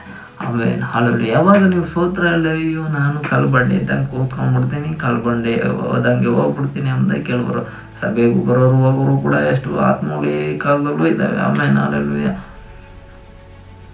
ಅಂಥವ್ರಿಂದ ದೇವರಾತ್ಮನಿಗೆ ಏನು ಕೂಡ ಎಕ್ಸ್ಪೆಕ್ಟ್ ಮಾಡೋಕ್ಕೆ ಆಗಲ್ಲ ಅಲ್ವಾ. ಆಮೇಲೆ ನಾವು ಯಾವಾಗ ನಾವು ದೇವ್ರ ಸ್ತೋತ್ರ ಹೇಳ್ತೇವೋ, ದೇವರೇ ನೀನು ಮಾಡಿದ್ದು ಅದ್ಭುತ ಕಾರ್ಯಕ್ಕಾಗಿ ಸ್ತೋತ್ರ ಎಂಬುದಾಗಿ, ವಂದನೆ ಎಂಬುದಾಗಿ ನಾವು ಯಾವಾಗ ಹೇಳ್ತೀವೋ ಆವಾಗ ದೇವರಾತ್ಮನಿಗೂ ಸಂತೋಷ. ಹೌದಪ್ಪ, ಇವ್ರ ಜೀವಿತದಲ್ಲಿ ನಾನು ಮಾಡಿದ ಉಪಕಾರಕ್ಕೆ ಇವನು ನೆನೆಸಿ ನನಗೆ ಸ್ತೋತ್ರ ಹೇಳೋದ್ನಲ್ಲ, ವಂದನೆ ಹೇಳೋದ್ನಲ್ಲ, ಥ್ಯಾಂಕ್ಸ್ ಹೇಳೋದ್ನಲ್ಲ, ಇವ್ರ ಜೀವಿತದಲ್ಲಿ ಇನ್ನೂ ಅದ್ಭುತಗಳನ್ನು ಮಾಡೋಣ ಎಂಬುದಾಗಿ ದೇವರಾತ್ಮನು ಕೂಡ ಇನ್ನೂ ಅಧಿಕವಾದ ಅದ್ಭುತಗಳನ್ನು ಮಾಡಲು ಆತನ ಆರಂಭ ಮಾಡುವವನಾಗಿರ್ತಾನೆ. ಆಮೇಲೆ ಹಾಲಲ್ಲಿ ಆದರೆ ಏನು ಹೇಳದೆ ಸುಮ್ಮನೆ ಇದ್ದರೆ ದೇವರಾತ್ಮನಿಗೂ ಕೂಡ ಕೋಪ ಬಂದ್ಬಿಡುತ್ತೆ. ಆಮೇಲೆ ಹಾಲಲ್ಲಿ ಯಾಕೆಂದರೆ ದೇವರಾತ್ಮನು ಇದ್ದಂಗೆ ದೇವರು ತನ್ನ ಸ್ವರೂಪದಲ್ಲೇ ನಮ್ಮನ್ನು ಸೃಷ್ಟಿ ಮಾಡಿರೋದು. ಆಮೇಲೆ ಹಾಲಲ್ಲಿ ಹಾಗಾಗಿ ನಮಗೂ ಕೂಡ ನಾವು ಯಾರಿಗಾನ ಸಹಾಯ ಮಾಡಿದೆವೋ ಅವರು ಒಂದು ಥ್ಯಾಂಕ್ಸ್ ಹೇಳಿದ್ರೆ ನಮಗೂ ಕೂಡ ಸಂತೋಷ. ಆಮೇಲೆ ಎಲ್ಲರಿಗೂ ಎಷ್ಟೋ ಉಪಕಾರಗಳನ್ನು ಮಾಡಿ ಕೂಡ ಒಂದು ಥ್ಯಾಂಕ್ಸ್ ಹೇಳಿಲ್ಲ ಅಂದರೂ ಬಳೆ ಬೇಜಾರಾಗುತ್ತೆ. ಆಮೇಲೆ ಹಾಲಲ್ಲಿ ಹಾಗೆ ನಮ್ಮ ದೇವರು ಕೂಡ ನಾವು ನಮ್ಮ ಜೀವಿತದಲ್ಲಿ ದೇವರು ಅನೇಕ ಅದ್ಭುತ ಮಾಡಿದೆ. ಸಭೆ ಒಂದೊಂದು ವಿಶ್ವಾಸಿಗಳಿಗೂ ಕೂಡ ಒಂದೊಂದು ಅದ್ಭುತ. ಆಮೇಲೆ ಹಾಲಲ್ಲಿ ಒಬ್ಬೊಬ್ಬರನ್ನು ಕೂಡ ದೇವರು ಒಂದೊಂದು ವಿಧವಾದಂತಹ ಪಾಪಗಳಿಂದ ಬಿಡುಗಡೆ ಕೊಟ್ಟು ದೇವರು ಈ ದಿನ ಈ ಆಳಕ್ಕೆ ತಂದು ಸೇರಿಸಿದವನಾಗಿದ್ದಾನೆ. ಆಮೇಲೆ ಹಾಲಲ್ಲಿ ಆ ಎಲ್ಲ ಉಪಕಾರಗಳನ್ನು ನೆನೆಸುತ್ತಾ ಆತನಿಗೆ ನಾವು ಸ್ತೋತ್ರವನ್ನು ಸಲ್ಲಿಸುತ್ತಲೇ ಇರಬೇಕು. ಆಮೇಲೆ ನಾವು ಓದಿಕೊಂಡ ವಾಕ್ಯದಲ್ಲಿ ಆದಿಕಾಂಡ 1ನೇ ಅಧ್ಯಾಯ 2ನೇ ವಾಕ್ಯ ಮತ್ತು 3ನೇ ವಾಕ್ಯದಲ್ಲಿ ದೇವರ ಆತ್ಮನು ಚಲಿಸ್ತಾ ಇದ್ದಾನೆ. ಯಾವ ಉದ್ದೇಶಕ್ಕಾಗಿ ಚಲಿಸ್ತಾ ಇದ್ದಾನೆ? ಮುಂದೆ ಲೋಕದಲ್ಲಿ ಸೃಷ್ಟಿಗಳು ಆರಂಭ ಆಗುವುದಕ್ಕಾಗಿ ದೇವರ ಆತ್ಮನು ಚಲಿಸುತ್ತಾ ಇದ್ದಾನೆ. ಆಮೇಲೆ ಹಲ್ಲೆಲೂಯಾ. ಹಾಗಾದ್ರೆ 3ನೇ ವಾಕ್ಯ ಹೇಳುತ್ತೆ, ಆಗ ದೇವರು ಬೆಳಕಾಗಿ ಅಳಿ ಅನ್ನಲು ಬೆಳಕಾಯಿತು ಎಂಬುದಾಗಿ. ಹಾಗಾದ್ರೆ ದೇವರು ಬೆಳಕಾಗಲಿ ಅನ್ನೋಳು ಬೆಳಕಾಗಬೇಕಂದ್ರೆ ಅದರ ಹಿಂದೆ ದೇವರ ಆತ್ಮನ ಕೆಲಸ ಬಹಳ ಇಂಪಾರ್ಟೆಂಟ್ ಆದಂಥ ಕೆಲಸ ಇದೆ. ಯಾಕಂದ್ರೆ ದೇವರ ಆತ್ಮನು ಅಲ್ಲಿ ಚಲಿಸುವ ಆತ್ಮನಾಗಿ ಆತನ ಕೆಲಸವನ್ನು ಮಾಡಬೇಕು. ಆದ್ದರಿಂದ ದೇವರ ಆತ್ಮನು ಅದರ ಹಿಂದೆ ಕೆಲಸವನ್ನು ಮಾಡಿದವನಾಗಿದ್ದಾನೆ. ಆಮೇನ್ ಹಲ್ಲೆಲೂಯಾ. ನಮಗೆ ಆ ಕೆಲಸ ಕಂಡು ಬರೋದಿಲ್ಲ. ಆಮೇನ್ ಹಲ್ಲೆಲೂಯಾ. ಆದರೆ ದೇವರ ಆತ್ಮನ ಕೆಲಸವನ್ನು ಮಾಡಿದ್ದಾನೆ. ಆಮೇನ್ ಹಲ್ಲೆಲೂಯಾ. ಆದರೆ ನಾವು ಈ ದಿನ ನೋಡ್ತಾ ಇರುವಂಥ ಸೂರ್ಯ, ಆಮೇನ್ ಇದು ಬೆಳಕಾಗಿ ನಮಗೆ ಮುಂದೆ ಕಾಣಲ್ಪಡ್ತಾ ಇದೆ. ಆದರೆ ಇದ್ರ ಹಿಂದೆ ದೇವರ ಆತ್ಮನ ಏನು ಮಾಡಿದ್ದಾನೆ? ಆತನ ಸೃಷ್ಟಿ ಸೂರ್ಯ ಹೇಗೆಲ್ಲ ಇರಬೇಕು, ಯಾವ ಥರ ಡಿಸೈನ್ ಇರಬೇಕು, ನೀಲಿ ನಕ್ಷೆ ಎಲ್ಲವನ್ನ ಬ್ಲೂ ಪ್ರಿಂಟು ಎಲ್ಲವೂ ದೇವರ ಆತ್ಮನ ಕೈಲಿತ್ತು. ಹಾಗಾಗಿ ದೇವರ ಆತ್ಮನ ಬ್ಲೂ ಪ್ರಿಂಟ್ಗೆ ತಕ್ಕಂತೆ ಆತನ ಕೆಲಸವನ್ನು ಮಾಡಿದ್ದಾನೆ, ಯೋಜನೆಯನ್ನು ರೂಪಿಸಿದ್ದಾನೆ. ಆಮೇನ್ ಹಲ್ಲೆಲೂಯಾ. ಆತನ ಯೋಜನೆಯಿಂದ ಆತನ ಚಿತ್ತದಂತೆ ಆ ದೇವರ ಆತ್ಮನು ಆತನ ಕೆಲಸವನ್ನು ಮಾಡಿ ಆ ಸೂರ್ಯನನ್ನು ಎಷ್ಟೇ ಅಗಲ, ಎಷ್ಟೇ ಉದ್ದ, ಎಷ್ಟೇ ಎತ್ತರ, ಎಷ್ಟೇ ದುಂಡಾಕಾರದಲ್ಲಿ ಬರಬೇಕು, ಆತನ ಬೆಳಕು ಭೂಮಿಯಿಂದ ಎಷ್ಟೇ ದೂರದ ಡಿಸ್ಟೆನ್ಸಲ್ಲೇ ಇರಬೇಕೆಂಬುದಾಗಿ ಭೂಮಿಯನ್ನು ಕೂಡ ಸೂರ್ಯನನ್ನು ಕೂಡ ದೇವರು ನಿರ್ದಿಷ್ಟವಾದ ಅಂತರದಲ್ಲಿಟ್ಟಿದ್ದಾನೆ. ಆಮೇಲೆ ಹಲ್ಲೆಲೂಯಾ. ಈಗ ಲೋಕದ ಸೈಂಟಿಸ್ಟ್ಗಳೆಲ್ಲ ಹೇಳ್ತಾರೆ, ಭೂಮಿ ಸ್ವಲ್ಪ ಎಡಕ್ಕೆ ವಾಳಿದ್ರೂ ಬೆಂಕಿಗೆ ಆಗೋಗ್ಬಿಡುತ್ತೆ ಅಂತಾರೆ. ಇನ್ನೊಂದು ಸ್ವಲ್ಪ ಲೆಫ್ಟ್ ವಾಳಿದ್ರು ಎಡಕ್ಕೆ ವಾಳಿದ್ರು ಕೂಡ ಐಸ್ ಕಡ್ಡಿ ಆಗೋ ಚಾನ್ಸಸ್ ಕೂಡ ಜಾಸ್ತಿ ಇರುತ್ತೆ ಅಂತ ಹೇಳ್ತಾರೆ. ಆದರೆ ದೇವರು ಕರೆಕ್ಟಾಗಿ ಸೃಷ್ಟಿ ಮಾಡಿ ಭೂಮಿನ ಮಡಗವನೆ. ಆಮೇಲೆ ಹಲ್ಲೆಲೂಯಾ. ಹೌದು ತಾನೆ? ಹಾಗಾದರೆ ಇದು ಹಿಂದೆ ದೇವರ ಆತ್ಮನ ಕೆಲಸವನ್ನು ಮಾಡಿದ್ದಾನೆ. ದೇವರ ಆತ್ಮನಿಗೆ ಸ್ತೋತ್ರ ಹೇಳಿ. ಆಮೇಲೆ ಹಲ್ಲೆಲೂಯಾ. ಯಾಕೆಂದರೆ ದೇವರ ಆತ್ಮನ ಕೆಲಸವನ್ನು ಮಾಡಿದ್ದಾನೆ.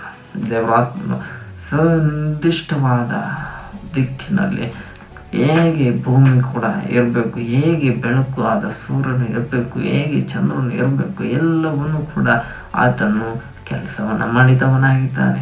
ಇಷ್ಟೇ ಅಂತರದಲ್ಲಿ, ಇಷ್ಟೇ ದೂರದಲ್ಲಿ ಇರಬೇಕು, ಇಷ್ಟೇ ಬೆಳಕು ಭೂಮಿಗೂ ಬರಬೇಕು, ಇಷ್ಟೇ ಬೆಳಕು ಭೂಮಿಯಿಂದ ಆಚೆ ಹೋಗಬೇಕು ಎಂಬುದಾಗಿ ಆತನು ಕಂಪ್ಲೀಟ್ ಆಗಿ ವರ್ಕ್ ಮಾಡಿದವನಾಗಿದ್ದಾನೆ. ಆದ್ದರಿಂದಲೇ ಭೂಮಿ ಇದುವರೆಗೂ ಸುರಕ್ಷಿತವಾಗಿದೆ. ಇಲ್ಲದಿದ್ದರೆ ಭೂಮಿ ಸ್ವಲ್ಪ ಲೆಫ್ಟ್ ಮಾಡಿದ್ರು ಐಸ್ ಗಡ್ಡೆ, ರೈಟ್ ಮಾಡಿದ್ರು ಬೆಂಕಿ ಆಗೋದು. ಇದೇ ಬೇಸಿಲಿನ ತಾಪ ಹೆಚ್ಚಾಗಿ ಲೋಕದ ಜನ ಎಲ್ಲ ಸತ್ತೋಗಿರೋರು. ಆಮೇಲೆ ಹಲ್ಲೆಲೂಯಾ. ಅದನ್ನ ಕರೆಕ್ಟ್ ಡಿಸ್ಟೆನ್ಸಲ್ಲಿ ದೇವರೆಲ್ಲವನ್ನು ಕರೆಕ್ಟಾಗಿ ಫಿಕ್ಸ್ ಮಾಡಿ ರೆಡಿ ಮಾಡಿ ಇಟ್ಟಿದ್ದವನಾಗಿದ್ದಾನೆ. ಆಮೇಲೆ ಹಲ್ಲೆಲೂಯಾ. ಆದ್ದರಿಂದ ನಾವು ದೇವರಿಗೆ ಸ್ತೋತ್ರ ಆಗಬೇಕು. ಆಮೇಲೆ ಹಲ್ಲೆಲೂಯಾ. ಆದ್ದರಿಂದಲೇ ಭಕ್ತನಾದ ದಾವೀದನು ಕೂಡ ದೇವರಲ್ಲಿ ಪ್ರಾರ್ಥನೆ ಮಾಡಿದ್ರು, ದೇವರೇ ಈ ದಿನ ನೀನು ನನ್ನನ್ನು ಜೀವದಲ್ಲಿ ಉಳಿಸಿರುವುದಕ್ಕಾಗಿ ನನಗೆ ಸ್ತೋತ್ರ ಎಂದು ನಾನೇ ನನ್ನ ಹೇಗೆ ಹೊಗಳುತ್ತಾ ನಿನ್ನನ್ನು ಕೊಂಡಾಡುವೆನು ಎಂದು ಹೇಳುವವನಾಗಿದ್ದಾನೆ. ಆಮೇಲೆ ಹಲ್ಲೆಲೂಯಾ. ಆದರೆ ನಮಗೆ ದೇವರು ಕೂಡ ಪ್ರತಿ ದಿನವನ್ನು ಕೂಡ ನಾವು ದೇವರಿಗೆ ವಂದನೆಯನ್ನು ಥ್ಯಾಂಕ್ಸನ್ನು ಹೇಳಬೇಕು. ಹಲ್ಲೆಲೂಯಾ. ಈ ದಿನ ಕೆಲವು ಆತ್ಮಗಳ ವಿಷಯದಲ್ಲಿ ದೇವರು ಚಲನೆಯನ್ನು ಇದೇನ ಸಭೆಗಳಲ್ಲಿ ಉಂಟು ಮಾಡುವವನಾಗಿದ್ದಾನೆ. ಕೇಳುವವರಿಗೆ ದೇವರು ಮಕ್ಕಳು ಆಗಲ್ಲ ಎಂಬುದಾಗಿ ಡಾಕ್ಟರ್ಗಳು ಹೇಳಿರುವಂಥ ವಿಷಯಗಳ ಮೇಲೆ ದೇವರ ಆತ್ಮನ ಚಲನೆ ಉಂಟಾದರೆ ದೇವರು ನಿಮಗೆ ಸಂತತಿಗಳನ್ನು ಅನುಗ್ರಹಿಸಿ ಕೊಟ್ಟು ಆಶೀರ್ವಾದ ಮಾಡುವವನಾಗಿದ್ದಾನೆ. ಅದು ನಂಬರ್ ಮಾತ್ರವೇ ನಾವು ಕರುಣನ್ನು ತಟ್ಟುತ್ತಾ ದೇವರನ್ನು ಮಹಿಮೆ ಪಡಿಸುವವರಾಗಿರೋಣ. ಆಮೇಲೆ ಹಲ್ಲೆಲೂಯಾ. ಕೆಲವರಿಗೆ ಸಾಲದ ಕೊರತೆ ಹೆಚ್ಚಾಗಿ ಇರುವುದರಿಂದ ದೇವರು ಅಂಥವ್ರ ವಿಷಯದಲ್ಲಿ ದಿನ ಮಾತಾಡ್ತಾ ಇದ್ದಾನೆ. ನಿಮ್ಮ ವಿಷಯದಲ್ಲಿ ದೇವರಾತ್ಮನ ದಿನ ಚಲಿಸುವುದಾದರೆ ನಿಮ್ಮ ಸಾಲವನ್ನು ನೀವು ತೀರಿಸುವ ಹಾಗೆ ದೇವರು ನಿಮ್ಮನ್ನು ಬಲಪಡಿಸಿ ನಡೆಸುವವನಾಗಿದ್ದಾನೆ ಎಂದು ದೇವರಾತ್ಮ ಸಭೆಗಳಿಗೆ ಹೇಳುವುದನ್ನು ಕೇಳಲಾದ ನಂಬರ್ ಮಾತ್ರವೇ ನಾವು ಕರೋಣ ತಟ್ಟುತ್ತಾ ದೇವರನ್ನು ಮಹಿಮೆ ಪಡಿಸುವವರಾಗಿರೋಣ. ಆಮೇಲೆ ಕೆಲವರು ವಿದ್ಯಾಭ್ಯಾಸದಲ್ಲಿ ನಿಮಗೆ ಜ್ಞಾನಹೀನರಾಗಿ ನೀವು ಕಾಣಲ್ಪಟ್ಟ ಆಗಲೂ ಕೂಡ ದೇವರಾತ್ಮ ದಿನ ನಿಮಗೆ ಹೇಳುವವನಾಗಿದ್ದಾನೆ. ನಿಮಗೆ ದೇವರು ತನ್ನ ಪರಲೋಕದ ಜ್ಞಾನವನ್ನು ಅನುಗ್ರಹಿಸಿಕೊಡುವವನಾಗಿದ್ದಾನೆ. ನೀವು ದೇವರ ಆತ್ಮನಿಂದ ನಡೆಸಲ್ಪಡುವುದಾದರೆ, ದೇವರ ಬಳಿಯಲ್ಲಿ ಜ್ಞಾನವನ್ನು ವಿವೇಕವನ್ನು ನೀವು ಕೇಳುವುದಾದರೆ ದೇವರು ತನ್ನ ಜ್ಞಾನವನ್ನು ವಿದ್ಯೆ ಬುದ್ಧಿಯನ್ನು ದೇವರು ನಿಮಗೆ ಅನುಗ್ರಹಿಸಿಕೊಟ್ಟು ನಿಮಗೆ ಆ ವಿಷಯದಲ್ಲಿ ತನ್ನ ಚಲನೆಯಲ್ಲಿ ನಿಮ್ಮನ್ನು ಮೂವ್ ಮಾಡುವವನಾಗಿರುತ್ತಾನೆ. ಆತನು ತನ್ನ ಮಾರ್ಗದಲ್ಲಿ ನಿಮ್ಮನ್ನು ನಡೆಸಲು ಶಕ್ತನಾಗಿದ್ದಾನೆ. ಆಮೇನ್, ಹಲ್ಲೆಲೂಯಾ. ನೀವು ಯಾವ ವಿಷಯದಲ್ಲಿ ಈ ದಿನ ಕೊರತೆ ಪಡ್ತಾ ಇದ್ರು, ಯಾವ ವಿಷಯದಲ್ಲಿ ನಿಮ್ಮ ಜೀವಿತವು ಇನ್ನೇನು ನಿಂತು ಹೋಗುತ್ತದೆ ಎಂಬುದಾಗಿ ಊಹೆ ಮಾಡಿರ್ತೀರೋ, ದೇವರ ಆತ್ಮನು ಹೇಳುವವನಾಗಿದ್ದಾನೆ ಅಂತವರಿಗೆ ದೇವರ ಆತ್ಮನ ಈ ದಿನ ನಿಮ್ಮ ಜೀವಿತದಲ್ಲಿ ನಿಂತೋಗಿರುವ ಎಲ್ಲ ವಿಷಯಗಳನ್ನು ನಾನು ಆರಂಭ ಮಾಡಲು ಶಕ್ತನಾದ ದೇವರೆಂದು ದೇವರ ಆತ್ಮನ ಸಭೆಗಳಿಗೆ ಹೇಳುವುದನ್ನು ಕಿವಿಗಳನ್ನು ಕೇಳಲಿ. ಅದರ ನಂಬರ್ ಮಾತ್ರ ನಾವು ಕಣ ತಟ್ಟುತ್ತಾ ದೇವರನ್ನು ಮಹಿಮೆ ಪಡಿಸುವವರಾಗಿರೋಣ. ಆಮೇನ್, ಹಲ್ಲೆಲೂಯಾ. ಯಾಕೆಂದರೆ ದೇವರ ಆತ್ಮನು ಈ ದಿನ ಅದ್ಭುತವಾಗಿ ಅತ್ಯಂತ ಹೆಚ್ಚಾಗಿ ದೇವರು ತನ್ನ ಸಭೆಯ ಆತ್ಮಗಳ ಮಧ್ಯದಲ್ಲಿ ಆತನು ತನ್ನ ಚಲನೆಯನ್ನು ಉಂಟು ಮಾಡಲು ಶಕ್ತನಾಗಿದ್ದಾನೆ. ನೀವು ಯಾವ ವಿಷಯದಲ್ಲಿ ಭಾರ ಪಡ್ತಿದ್ರು ನಮಗೆ ಗೊತ್ತಿಲ್ಲವಿದ್ರು, ಆದರೆ ದೇವರ ಆತ್ಮನಿಗೆ ಎಲ್ಲವೂ ಗೊತ್ತು. ಆತನ ಮುಂದೆ ನಿಮ್ಮೆಲ್ಲ ವಿಷಯಗಳು ಆತನು ಬಲ್ಲವನಾಗಿದ್ದಾನೆ. ನೀವು ಯಾವ ವಿಷಯದಲ್ಲಿ ಇನ್ನೇನು ಕೆಲಸ ಮುಂದಕ್ಕೆ ಹೋಗಲ್ಲ ಎಂಬುದಾಗಿ ಊಹೆ ಮಾಡಿದ್ರು ಕೂಡ ದೇವರ ಆತ್ಮನ ಅಂಥ ವಿಷಯಗಳಲ್ಲಿ ನಿಮಗೆ ಚಲನೆಯನ್ನು ಉಂಟು ಮಾಡ್ತಾನೆ. ನಿಮಗೆ ಆ ವಿಷಯದಲ್ಲಿ ಬಿಡುಗಡೆಯನ್ನು ಖಂಡಿತವಾಗಿ 100% ಕೊಟ್ಟೆ ಕೊಡುವವನಾಗಿದ್ದಾನೆ. ಭಕ್ತಲ್ಲಿರೋ ಕೂಡ ಕೈ ಕೊಟ್ಟಲ್ಲಿ ದೇವರು ನಿಮ್ಮ ವಿಷಯದಲ್ಲಿ ಆತನು ನಿಮ್ಮ ಮುಂದಾಗಿ ಚಲಿಸುತ್ತಾನೆ ಎಂಬುದಾಗಿ. Amen, hallelujah. Holy spirit is moving in your friend. Amen, hallelujah. ಯಾವಾಗ ದೇವರ ಆತ್ಮನು ನಿಮ್ಮ ಮುಂದಾಗಿ ಚಲಿಸುತ್ತಾನೋ ಆಗ ದೇವರು ಅದ್ಭುತವನ್ನು ನಿಮಗಾಗಿ ಆತನು ಮಾಡುತ್ತಾನೆ. ಆಮೇನ್, ಹಲ್ಲೆಲೂಯಾ. ದೇವರಿಗೆ ಮಹಿಮೆಯುಂಟಾಗಲಿ. ದೇವರ ಆತ್ಮನು ನಮಗೆ ಕೊಟ್ಟಿರುವಂಥ ಮತ್ತೊಂದು ವಾಕ್ಯವನ್ನು ನಾವೆಲ್ಲರೂ ಹೊಂದಿಕೊಳ್ಳುವವರಾಗಿರೋಣ. ಯೋಹಾನ 3ನೇ ಅಧ್ಯಾಯ 6 ಮತ್ತು 7ನೇ ವಾಕ್ಯವನ್ನು ನಾವು ಎಲ್ಲರೂ ಹೊಂದಿಕೊಳ್ಳುವವರಾಗಿರೋಣ. ಜಾನ್ ಚಾಪ್ಟರ್ 3 verse 6 and 7ನಲ್ಲಿ ದೇವರ ಆತ್ಮನ ಸಭೆ ಆದ ನಮ್ಮೆಲ್ಲರ ಸಂಘ ಆತನು ಈ ರೀತಿ ಮಾತನಾಡ್ತಾ ಇದ್ದಾನೆ. That which is born of the flesh is flesh, and that which is born of the spirit is spirit. Marvel not that I said unto thee, he must be born again. ಯೋಹಾನ 3ನೇ ಅಧ್ಯಾಯ 6 ಮತ್ತು 7ನೇ ವಾಕ್ಯದಲ್ಲಿ ದೇವರ ಆತ್ಮನ ಈ ರೀತಿ ಮಾತನಾಡ್ತಾ ಇದ್ದಾನೆ. ದೇಹದಿಂದ ಹುಟ್ಟಿದ್ದು ದೇಹವೇ, ಆತ್ಮನಿಂದ ಹುಟ್ಟಿದ್ದು ಆತ್ಮವೇ. ನೀವು ಹೊಸದಾಗಿ ಹುಟ್ಟಬೇಕೆಂದು ನಾನು ನಿಮಗೆ ಹೇಳಿದ್ದರಿಂದ ಆಶ್ಚರ್ಯ ಪಡಬೇಡಿರಿ ಎಂದು ದೇವರ ಆತ್ಮನ ಸಭೆಗಳಿಗೆ ಹೇಳುವುದನ್ನು ಕಿವಿಯುಳ್ಳವನು ಕೇಳಲಿ ಎಂಬುದಾಗಿ ಅಂತ ದಕ್ಷಿಣಗಳಲ್ಲಿ ಸಭೆಯಾದ ನಮ್ಮೆಲ್ಲರ ಸಂಘ ದೇವರ ಆತ್ಮನು ಆತನು ವಿಶೇಷವಾಗಿ ಮಾತನಾಡ್ತಾ ಇದ್ದಾನೆ. ಹಾಗಾದರೆ ದೇವರ ಆತ್ಮನು ಇಲ್ಲಿ ಮಾತನಾಡ್ತಾ ಇದ್ದಾನೆ. ಹಾಗಾದರೆ ದೇಹದಿಂದ ಹುಟ್ಟಿದ್ದು ದೇಹವೇ 100%. ಯಾರಿಗಾನ ಡೌಟ್ ಇರಬೇಕು. ಹಾಗಾದರೆ ದೇವರ ಆತ್ಮನಿಂದ ಹುಟ್ಟೋದೆಲ್ಲವೂ ಆತ್ಮವಾಗಿದೆ. ಹಾಗಾದರೆ ಎಷ್ಟು ಜನ ದೇವರ ಆತ್ಮನ ಹೊಂದಿದ್ದೀರಮ್ಮ? ಅವರು ಮಾತ್ರ ದೊಡ್ಡದಾಗಿ ಹಲ್ಲೆಲೂಯಾ ಹೇಳೋಣ, ಹಲ್ಲೆಲೂಯಾ. ಆಮೇಲೆ ನಿದ್ದೆ ಮಾಡೋರು ಹಲ್ಲೆಲೂಯಾ ಹೇಳೋಣ, ಹಲ್ಲೆಲೂಯಾ. ನೋಡಿದ್ರ ಇನ್ನೂ 4-5 ಜನ ನಿದ್ದೆ ಮಾಡೋದ್ರಲ್ಲ ಇದ್ದಾರೆ. ಆಮೇಲೆ ಹಲ್ಲೆಲೂಯಾ. ಅದು ದೇವರ ಆತ್ಮನಲ್ಲಿ ನೀವು ಕೇಳಿ, ದೇವರೇ ಮುಂದೆ ನಾನೇನು ಮಾಡ್ಬೋದು? ಬೇಲೆ ನಿದ್ದೆ ಮಾಡ್ಬಾರ್ದು, ಮನೇಲಿ ಹೋಗಿ ರಾತ್ರಿ ಹೊತ್ತು ನಿದ್ದೆ ಮಾಡಿ. ಆಮೇಲೆ ಹಲ್ಲೆಲೂಯಾ. ಇಲ್ಲಿ ಏನಾಗಿರ್ಬೇಕು? ಎಚ್ಚರವಾಗಿರ್ಬೇಕು. ಆಮೇಲೆ ಹಾಗಾದರೆ ದೇವರ ಆತ್ಮನ ಇದನ್ನ ಏನು ಹೇಳ್ತಾ ಇದ್ದಾನೆ? ದೇಹದಿಂದ ಹುಟ್ಟಿದ್ದು ದೇಹವೇ, ಆತ್ಮನಿಂದ ಹುಟ್ಟಿದ್ದು ಆತ್ಮವೇ. ನಾವೆಲ್ಲರೂ ದೇವರ ಆತ್ಮನಿಂದ ನಡೆಸಲ್ಪಡ್ಬೇಕು ಅನ್ನೋದೇ ದೇವರ ಆತ್ಮನ ಅತ್ಯಂತ ದೊಡ್ಡ ಆಸೆ. ಆಮೇಲೆ ಹಲ್ಲೆಲೂಯಾ. ಈ ಲೋಕದಲ್ಲಿ ದೇವರು ನಮ್ಮನ್ನು ಇಟ್ಟಿರೋದೇನಕ್ಕೆ? ನಮ್ಮ ಆಸೆ ಪೂರೈಸ್ಕೊಳೋದಕ್ಕಲ್ವೇ ಅಲ್ಲ. 100% ಇದೇ ಸತ್ಯವಾದ ವಿಷಯ.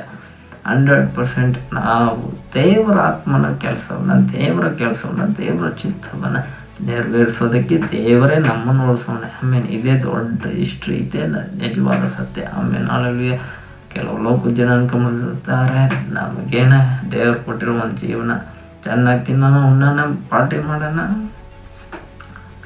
ಧೂಮಪಾನ, ಮದ್ಯಪಾನ, ಲೋಕದ ಎಲ್ಲ ಕೆಟ್ಟತನ ಕೆಲಸಗಳನ್ನೆಲ್ಲ ಮಾಡ್ಕೊಂಡು ಜೀವನ ಸಾಗಿಸಿ ಯಾವತ್ತೋ ಒಂದಿನ ಸಾಯಿಸಿ ಇವತ್ತೇ ಸತ್ತು ಪರವಾಗಿಲ್ಲ ಅಂತ ಹೆಂಗೆ ಇಷ್ಟು ಬೇಕಾದರೂ ಅಷ್ಟು ಪಾಪ ಮಾಡಿ ಬದುಕೊಂಡ್ಬಿಡೋಣ ಅಂದಾಗ ಕೆಲವರು ಬದುಕ್ತಾ ಇರ್ತಾರೆ.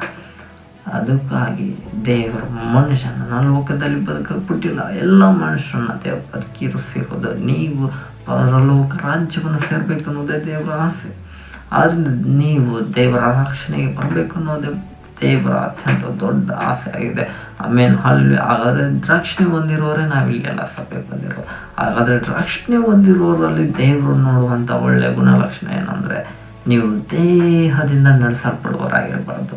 ನಿಮ್ಮ ಜ್ಞಾನ, ಮನಸ್ಸು, ಹೃದಯ ಏನೇನು ಹೇಳುತ್ತೆ ಅದೆಲ್ಲ ಪ್ರಕಾರವಾಗಿ ನಡೆಯೋರು ನೀವಾಗಿರಬಾರ್ದು. ಅಲ್ಲಿ ದೇವರು ತನ್ನ ಪರಿಶುದ್ಧ ಆತ್ಮನನ್ನು ಇಟ್ಟಿದ್ದವನಾಗಿದ್ದಾನೆ. ಆಮೇಲೆ ಹಲ್ಲೆಲೂಯಾ. ಆದ್ದರಿಂದ ದೇವರ ವಾಕ್ಯವೇ ಹೇಳುತ್ತೆ, ನಿಮಗೆ ಗೊತ್ತಿಲ್ವೋ, ದೇವರ ಆತ್ಮನು ನಿಮ್ಮಲ್ಲಿ ವಾಸ ಮಾಡುತ್ತಾನೆ, ನೀವು ದೇವರ ಆಲಯವಾಗಿದ್ದೀರಿ. You are the God temple.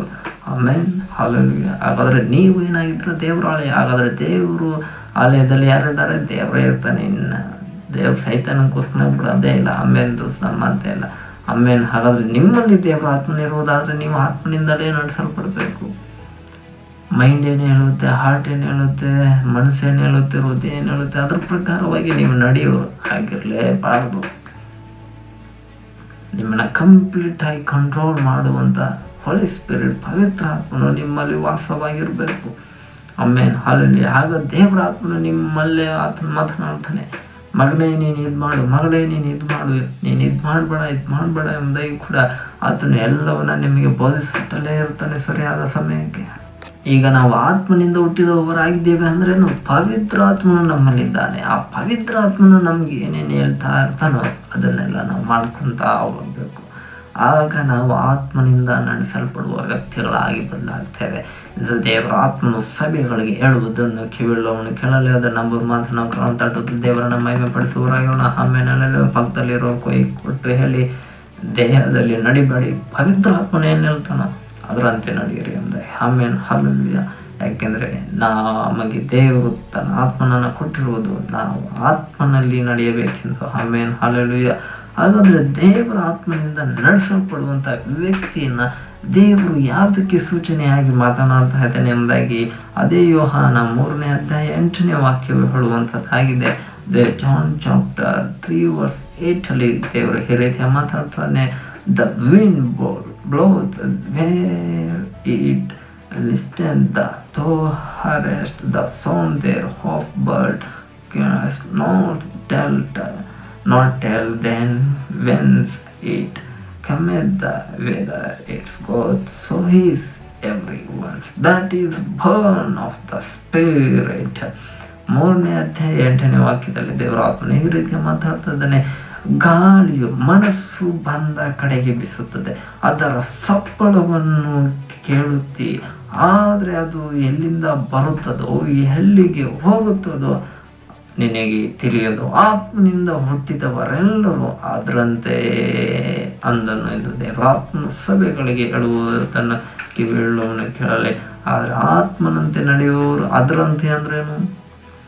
ಗಾಳಿಯಂತೆ. Amen, hallelujah. ಹಾಗಾದರೆ ಆತ್ಮನಿಂದ ಹುಟ್ಟಿದವರೆಲ್ಲರೂ ಯಾವ ರೀತಿ? ಗಾಳಿ ಅಂತ ಇರುತ್ತಾರೆ. Amen. All who are born of the spirit are like the wind. Amen. ಫಂಗ್ ಖಂಗ್ ಶಂಗ್ ಲಿಂಗ್ शंग ढे रिंग रू फंग, वे सभी जो आत्मा से फायदा हुआ है वहाँ की तरह है. हमें आवेल பிறந்தவரெல்லாமே కార్యోన్ పొర్కవాకం. ఆత్మలో పుట్టిన వారందరూ గాలి లెక్క ఉంటారు. ಆಮೇನ್, ಅಲ್ಲಿ ಹಾಗಾದ್ರೆ ಆತ್ಮನಿಂದ ಹುಟ್ಟಿದವರೆಲ್ಲರೂ ಗಾಳಿ ಅಂತ ಇರ್ತಾರೆ ಅಂತ ದೇವರ ವಾಕ್ಯ ಹೇಳ್ತಾ ಇದೆ. ನಾನಂತ ಹೇಳ್ತಾ ಇಲ್ಲ. ಹಾಗಾದ್ರೆ ಈ ಗಾಳಿ ಎಲ್ಲಿಂದ ಬರುತ್ತೆ? ಯಾರಿಗೂ ಗೊತ್ತು? ಕೈ ಎತ್ತಿ ನೋಡೋಣ. ಯಾರು ಕೈ ಎತ್ತಿಲ್ಲ? ಯಾಕೆ ಎಲ್ಲಿಂದ ಬರುತ್ತೆ ಅನ್ನೋದು ನಾವೇನು ಗೊತ್ತಾಗುತ್ತೆ ಅಂತ ಕೇಳ್ತಾರೆ. ಆಮೇಲೆ ಹಲ್ಲೆಲೂಯಾ. ಹಾಗಾದ್ರೆ ಗಾಳಿ ಯಾವ ಕಡೆಯಿಂದ ಬರುತ್ತೋ ಗೊತ್ತಾಗಲ್ಲ, ಮತ್ತೆ ಯಾವ ಕಡೆಯಿಂದ ಹೋಗುತ್ತೋ ಗೊತ್ತಾಗಲ್ಲ. ಯಾಕಂದ್ರೆ ಅದಕ್ಕೆ ದಿಕ್ಕು ಇಲ್ಲ, ದೆಸೆ ಇಲ್ಲ. ಹೆಂಗ್ ಬೇಕಂಗೆ ಬರ್ತದೆ, ಹೆಂಗ್ ಬೇಕಂಗೆ ಹೋಗುತ್ತೆ. ಅದಕ್ಕೆ ಇಷ್ಟ ಬಂದಾಗ ಅದು ಬರ್ತದೆ, ಇಷ್ಟ ಬಂದಾಗ ಅದು ಹೋಗುತ್ತೆ. ಆಮೇಲೆ ಹಲ್ಲೆಲೂಯಾ. ಆದರೆ ದೇವರ ವಾಕ್ಯ ಕೂಡ ಇಲ್ಲಿ ಹೇಳ್ತಾ ಇದೆ, ದೇವರ ಆತ್ಮನಿಂದ ನಡೆಸಲ್ಪಡುವನು ಗಾಳಿ ಅಂತ ಇರ್ತಾನೆ. ಹಾಗಾದ್ರೆ ಅವನು ಯಾವ ಕಡೆ ಹೋಗ್ತಾನೆ ಅದು ಅವನಿಗೆ ಗೊತ್ತು, ಯಾವ ಕಡೆಯಿಂದ ಬರ್ತಾನೆ ಅದು ಕೂಡ ಅವನಿಗೆ ಗೊತ್ತಾಗಬೇಕು, ಹೊರತು ಬೇರೆ ಯಾರಿಗೂ ಗೊತ್ತಾಗಲ್ಲ. ಹಾಗಾದರೆ ದೇವರ ಆತ್ಮನಿಂದ ನಡೆಸಲ್ಪಡುವಂಥ ವ್ಯಕ್ತಿ ಅವನೇನು ಸೇವೆ ಮಾಡ್ತಾನೆ, ಯಾವ ರೀತಿಯಾಗಿ ಸೇವೆ ಮಾಡ್ತಾನೆ, ಯಾರಿಗೂ ಕೂಡ ಕೆಲವು ವ್ಯಕ್ತಿಗಳಿಗೆ ಸೇವೆ ಮಾಡೋದು ಕೂಡ ಗೊತ್ತಾಗಲ್ಲ, ಆದರೆ ಅವ್ರು ಸೇವೆ ಮಾಡ್ತಾ ಇರ್ತಾರೆ. ಇದೇ ನಾವು ಫೈಂಡ್ ಔಟ್ ಮಾಡ್ಕೋಬೇಕು. ಆಮೇಲೆ ಅಲ್ಲಿ ಹಾಗಾದರೆ ಗಾಳಿ ಇದೆಯಾ ಇಲ್ವಾ? ಎಷ್ಟು ಜನ ಹೇಳ್ತೀರ ಗಾಳಿ ಇದೆಯಾ ಇಲ್ವಾ? ಇದೆ. ಆಮೇಲೆ ಬ್ರದರ್ ಕರೆಕ್ಟ್ ಆಗಿರೋ ಗಾಳಿ ಅಂತೂ ಇದೆ. ಹಾಗಾಗಿ ನಾವು ಸ್ಟಾರ್ಟ್ ಬದುಕ್ತಾ ಇದೆ. ಗಾಳಿ ಇಲ್ಲ ಅಂದಿದ್ರೆ ಈಗಾಗಲೇ ಹೋಗಿ ಹಾಕ್ಸ್ಕೊಂಡ್ಬಿಡ್ಬೇಕಾಗ್ತಿದ್ದೆ. ಆಮೇಲೆ ಹಲ್ಲೆಲೂಯಾ. ಹಾಗಾದರೆ ಗಾಳಿ ಅಂತೂ 100% ಇದೆ. ಹಾಗಾದ್ರೆ ದೇವ್ರ ಆತ್ಮನು ಇದ್ದಾನೆ ಇಲ್ವ? ಎಷ್ಟು ಜನ ನಂಬ್ತೀರ? ಸಭೆ ಎಲ್ಲ ನಂಬ್ತಾರೆ, ಹಂಗಾಗಿ ಸ್ತೋತ್ರ ಅಂತ ಹೇಳಿದ್ರು. ಆಮೇಲೆ ಹಲ್ಲೆಲೂಯಾ. ಹಾಗಾದರೆ ಸಭೆ ಜನರೆಲ್ಲ ನಂಬ್ತಾರೆ ದೇವ್ರ ಆತ್ಮನ ಇದ್ದಾನೆ ಅಂತ, ಲೋಕ ಜನ ಎಲ್ಲ ನಂಬ್ತಾರ? ಇಲ್ವೇ ಇಲ್ಲ. ಕರೆಕ್ಟು ಸಿಸ್ಟರ್ ಹೇಳೋದು. ಅವರಂತೂ ನಂಬಲಿಲ್ಲ ಅಂತ. ಆಮೇಲೆ ಹಾಲಲ್ಲಿ ಅವರಂತೂ ನಂಬಲ್ಲ. ಯಾಕಿಲ್ಲ, ಅವ್ರು ನಂಬಲ್ಲ. ಯಾಕಂದರೆ ಅವ್ರಿಗೆ ಗಾಳಿ ಐತೆ ಅನ್ನೋದು ಗೊತ್ತು, ಗಾಳಿ ನಂಬ್ತಾರೆ. ದೇವ್ರ ಆತ್ಮನ ಇದ್ದಾನೆ ಅನ್ನೋದು ಅವ್ರಿಗೆ ಗೊತ್ತಿಲ್ಲ. ಅವ್ರಿಗೆ ಹೇಳಿದ್ರೆ ಗೊತ್ತಾಗ್ಬೋದು ಅಥವಾ ಗೊತ್ತಾಗ್ದೇನೋ ಇರ್ಬೋದು. ಯಾಕಂದರೆ ಗೊತ್ತಾಗುವಾಗೂ ಕೂಡ ದೇವ್ರ ಆತ್ಮನೇ ಕೆಲಸ ಮಾಡಬೇಕು, ಗೊತ್ತಾಗಬಾರ್ದು ಅಂದರೂ ದೇವ್ರ ಆತ್ಮನೇ ಕೆಲಸ ಮಾಡಬೇಕು. ಅವ್ರಿಗೆ ಗೊತ್ತು ಯಾರು ಪರಲೋಕಕ್ಕೆ ಬರ್ಬೇಕು ಅವ್ರನ್ನ ಮಾತ್ರ ಎತ್ತಾಕೊಂಡು ಕರ್ಕೊಂಡು ಹೋಗ್ತಾನೆ. ಅಂಥವ್ರನ್ನ ಬಿಡೋದೇ ಇಲ್ಲ ದೇವ್ರ ಆತ್ಮ. ಯಾರು ನರಕಕ್ಕೆ ಹೋಗ್ಬೇಕಂತ ಕೆಲವ್ರನ್ನ ಫಿಕ್ಸ್ ಮಾಡಿ ಇಟ್ಟಿರ್ತಾನೆ. ಯಾರ್ನಲ್ಲಿ ಸೈತಾನನ ದೇವರೇ ನೆನಕಂತ ಫಿಕ್ಸ್ ಮಾಡಿ ಇಟ್ಬಿಟ್ಟಿದ್ದಾನೆ. ಹಂಗಾಗಿ ಅವನು ನಿಂಬಾಳಕರನ್ನ ಎಲ್ಲರನ್ನೂ ಅಲ್ಲಿಗೆ ಕರ್ಕೊಂಡು ಹೋಗ್ಬಿಡ್ತಾನೆ. ಹಾಗಾದರೆ ದೇವರ ಆತ್ಮನು ಮಾತ್ರನೇ ಎಲ್ಲವನ್ನ ಬಲ್ಲಾತನ. ಹಾಗಾದರೆ ದೇವರ ಆತ್ಮನಿಂದ ಹುಟ್ಟಿದವರೆಲ್ಲರೂ ಅವರು ಗಾಳಿ ಅಂತ ಇರ್ತಾರೆ. ಅದು ಯಾವ ಕಡೆಯಿಂದ ಬೀಸುತ್ತದೋ ಗಾಳಿ ಗೊತ್ತಿಲ್ಲ, ಅದು ಯಾವ ದಿಕ್ಕಿನ ಕಡೆಗೆ ಮತ್ತೆ ಹೊರಟೋಗುತ್ತದೋ ಅನ್ನೋದು ಕೂಡ ಗೊತ್ತಾಗೋದೇ ಇಲ್ಲ. ಹಾಗಾದರೆ ದೇವರ ಆತ್ಮನಿಂದ ನಡೆಸಲ್ಪಡುವ ಪ್ರತಿಯೊಬ್ಬ ವ್ಯಕ್ತಿಗಳು ಕೂಡ ಅವರು ಕೂಡ ಗಾಳಿಯಂತೆ ಯಾವ ಕಡೆಯಿಂದ ಬರ್ತಾರೋ, ಯಾವ ಕಡೆಗೆ ಹೋಗ್ತಾರೋ, ಹೇಗೆ ನಡೀತಾರೋ, ಏನು ಮಾಡ್ತಾರೋ, ಎಲ್ಲಿಗೆ ಹೋಗ್ತಾರೋ, ಯಾವ ಕುಟುಂಬಕ್ಕೋಸ್ಕರ ಪ್ರಾರ್ಥನೆ ಮಾಡ್ತಾರೋ, ಯಾವ ಕುಟುಂಬಕ್ಕೋಸ್ಕರ ಪ್ರೇಯರ್ ಮಾಡಲ್ವೋ ಅದು ಕೂಡ ಗೊತ್ತೇ ಆಗೋದಿಲ್ಲ. ಆಮೇಲೆ ಅಲ್ಲಿ ಯಾಕೆ ಗೊತ್ತಾಗಲ್ಲ, ಇದಕ್ಕೆ ಗೊತ್ತಾಗಲ್ಲ. ಯಾಕಂದರೆ ದೇವರ ಆತ್ಮನ ಯಾರಿಗೆ ಗೊತ್ತು?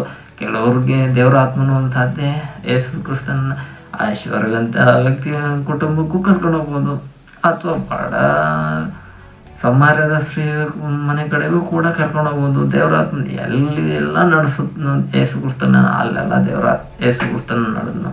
ಆಮೇಲೆ ಹಾಲೆಲೂಯಾ. ಯೇಸು ಕ್ರಿಸ್ತನನ್ನು ಒಂದು ಬಾರಿ ದೇವರಾತ್ಮನಲ್ಲಿ ಅಡವಿ ಕಡೆಗೆ ನಡೆಸ್ಕೊಂಡು ಕರ್ಕೊಂಡು ಹೋಗ್ಬಿಟ್ಟ ಆರಂಭದಲ್ಲಿ. ಆಮೇಲೆ ಹಾಲೆಲೂಯಾ. ಹಾಗೆ ಯೇಸು ಕ್ರಿಸ್ತನ ಎಲ್ಲಿ ನಡೆದ? ಅಡವಿ ಅಂದ್ರೇನು? ಕಾಡು ಕಡೆಗೂ ನಿಮ್ಮನ್ನು ಕರ್ಕೊಂಡು ಹೋಗ್ಬೋದು. ಹಂಗಾಗಿ ಈಗಿನ ಕಾಲದಲ್ಲಿ ದೇವರಾತ್ಮ ಕೆಲವ್ರನ್ನ ಕಾಡಿನ ಕಡೆಗೆ ಸೇವೆಗೋಸ್ಕರ ಕರ್ಕೊಂಡು ಹೋಗಿದ್ದಾನೆ. ಆಮೇಲೆ ಅದಕ್ಕೆ ಕರ್ಕೊಂಡು ತಟ್ಟಿ ದೇವರನ್ನು ಮಹಿಮೆ ಪಡಿಸಿ. ಆಮೇಲೆ ಅಲ್ಲಿ ಯಾಕಂದ್ರೆ ಕೆಲವರು ಸಿಟಿ ಕಡೆಯಲ್ಲಿ ಸೇವೆ ಮಾಡೋಕ್ಕೆ 100% ನಾನು ರೆಡಿ, ನಾನು ನಿಲ್ತೀನಿ ಅಂತ ಗೊತ್ತಾರೆ. ಅಲ್ಲೇ ಕಾಡಿ ಕಡೆಗೆ ಹೋಗಂದರೆ ಸುಮ್ಮನೆ ಅಷ್ಟೇ. ಅಲ್ಲಿ ಯಾವ್ದನ್ನ ಕಾಡು ಪ್ರಾಣಿಗಳು ಬಂದು ನನ್ನನ್ನೇ ತಿಂದು ಮುಗಿಸ್ಕೊಂಡು ಹೋಗ್ಬಿಟ್ರೆ ಏನು ಮಾಡೋಣ? ಆಮೇಲೆ ನಾಳೆಯಲ್ಲಿ ಇದು ಯೋಚನೆ. ಆಮೇಲೆ ಅಲ್ಲಿ ಆದ್ರೆ ದೇವರ ಆತ್ಮನಿಂದ ನಡೆಸಲ್ಪಡೋನು ಇದು ಯಾವುದಕ್ಕೆ ಯೋಚನೆ ಮಾಡಲ್ಲ. ಅವನು ಸಾವಾಗಂತೂ ಎದುರಲ್ಲೇ ಇಲ್ಲ.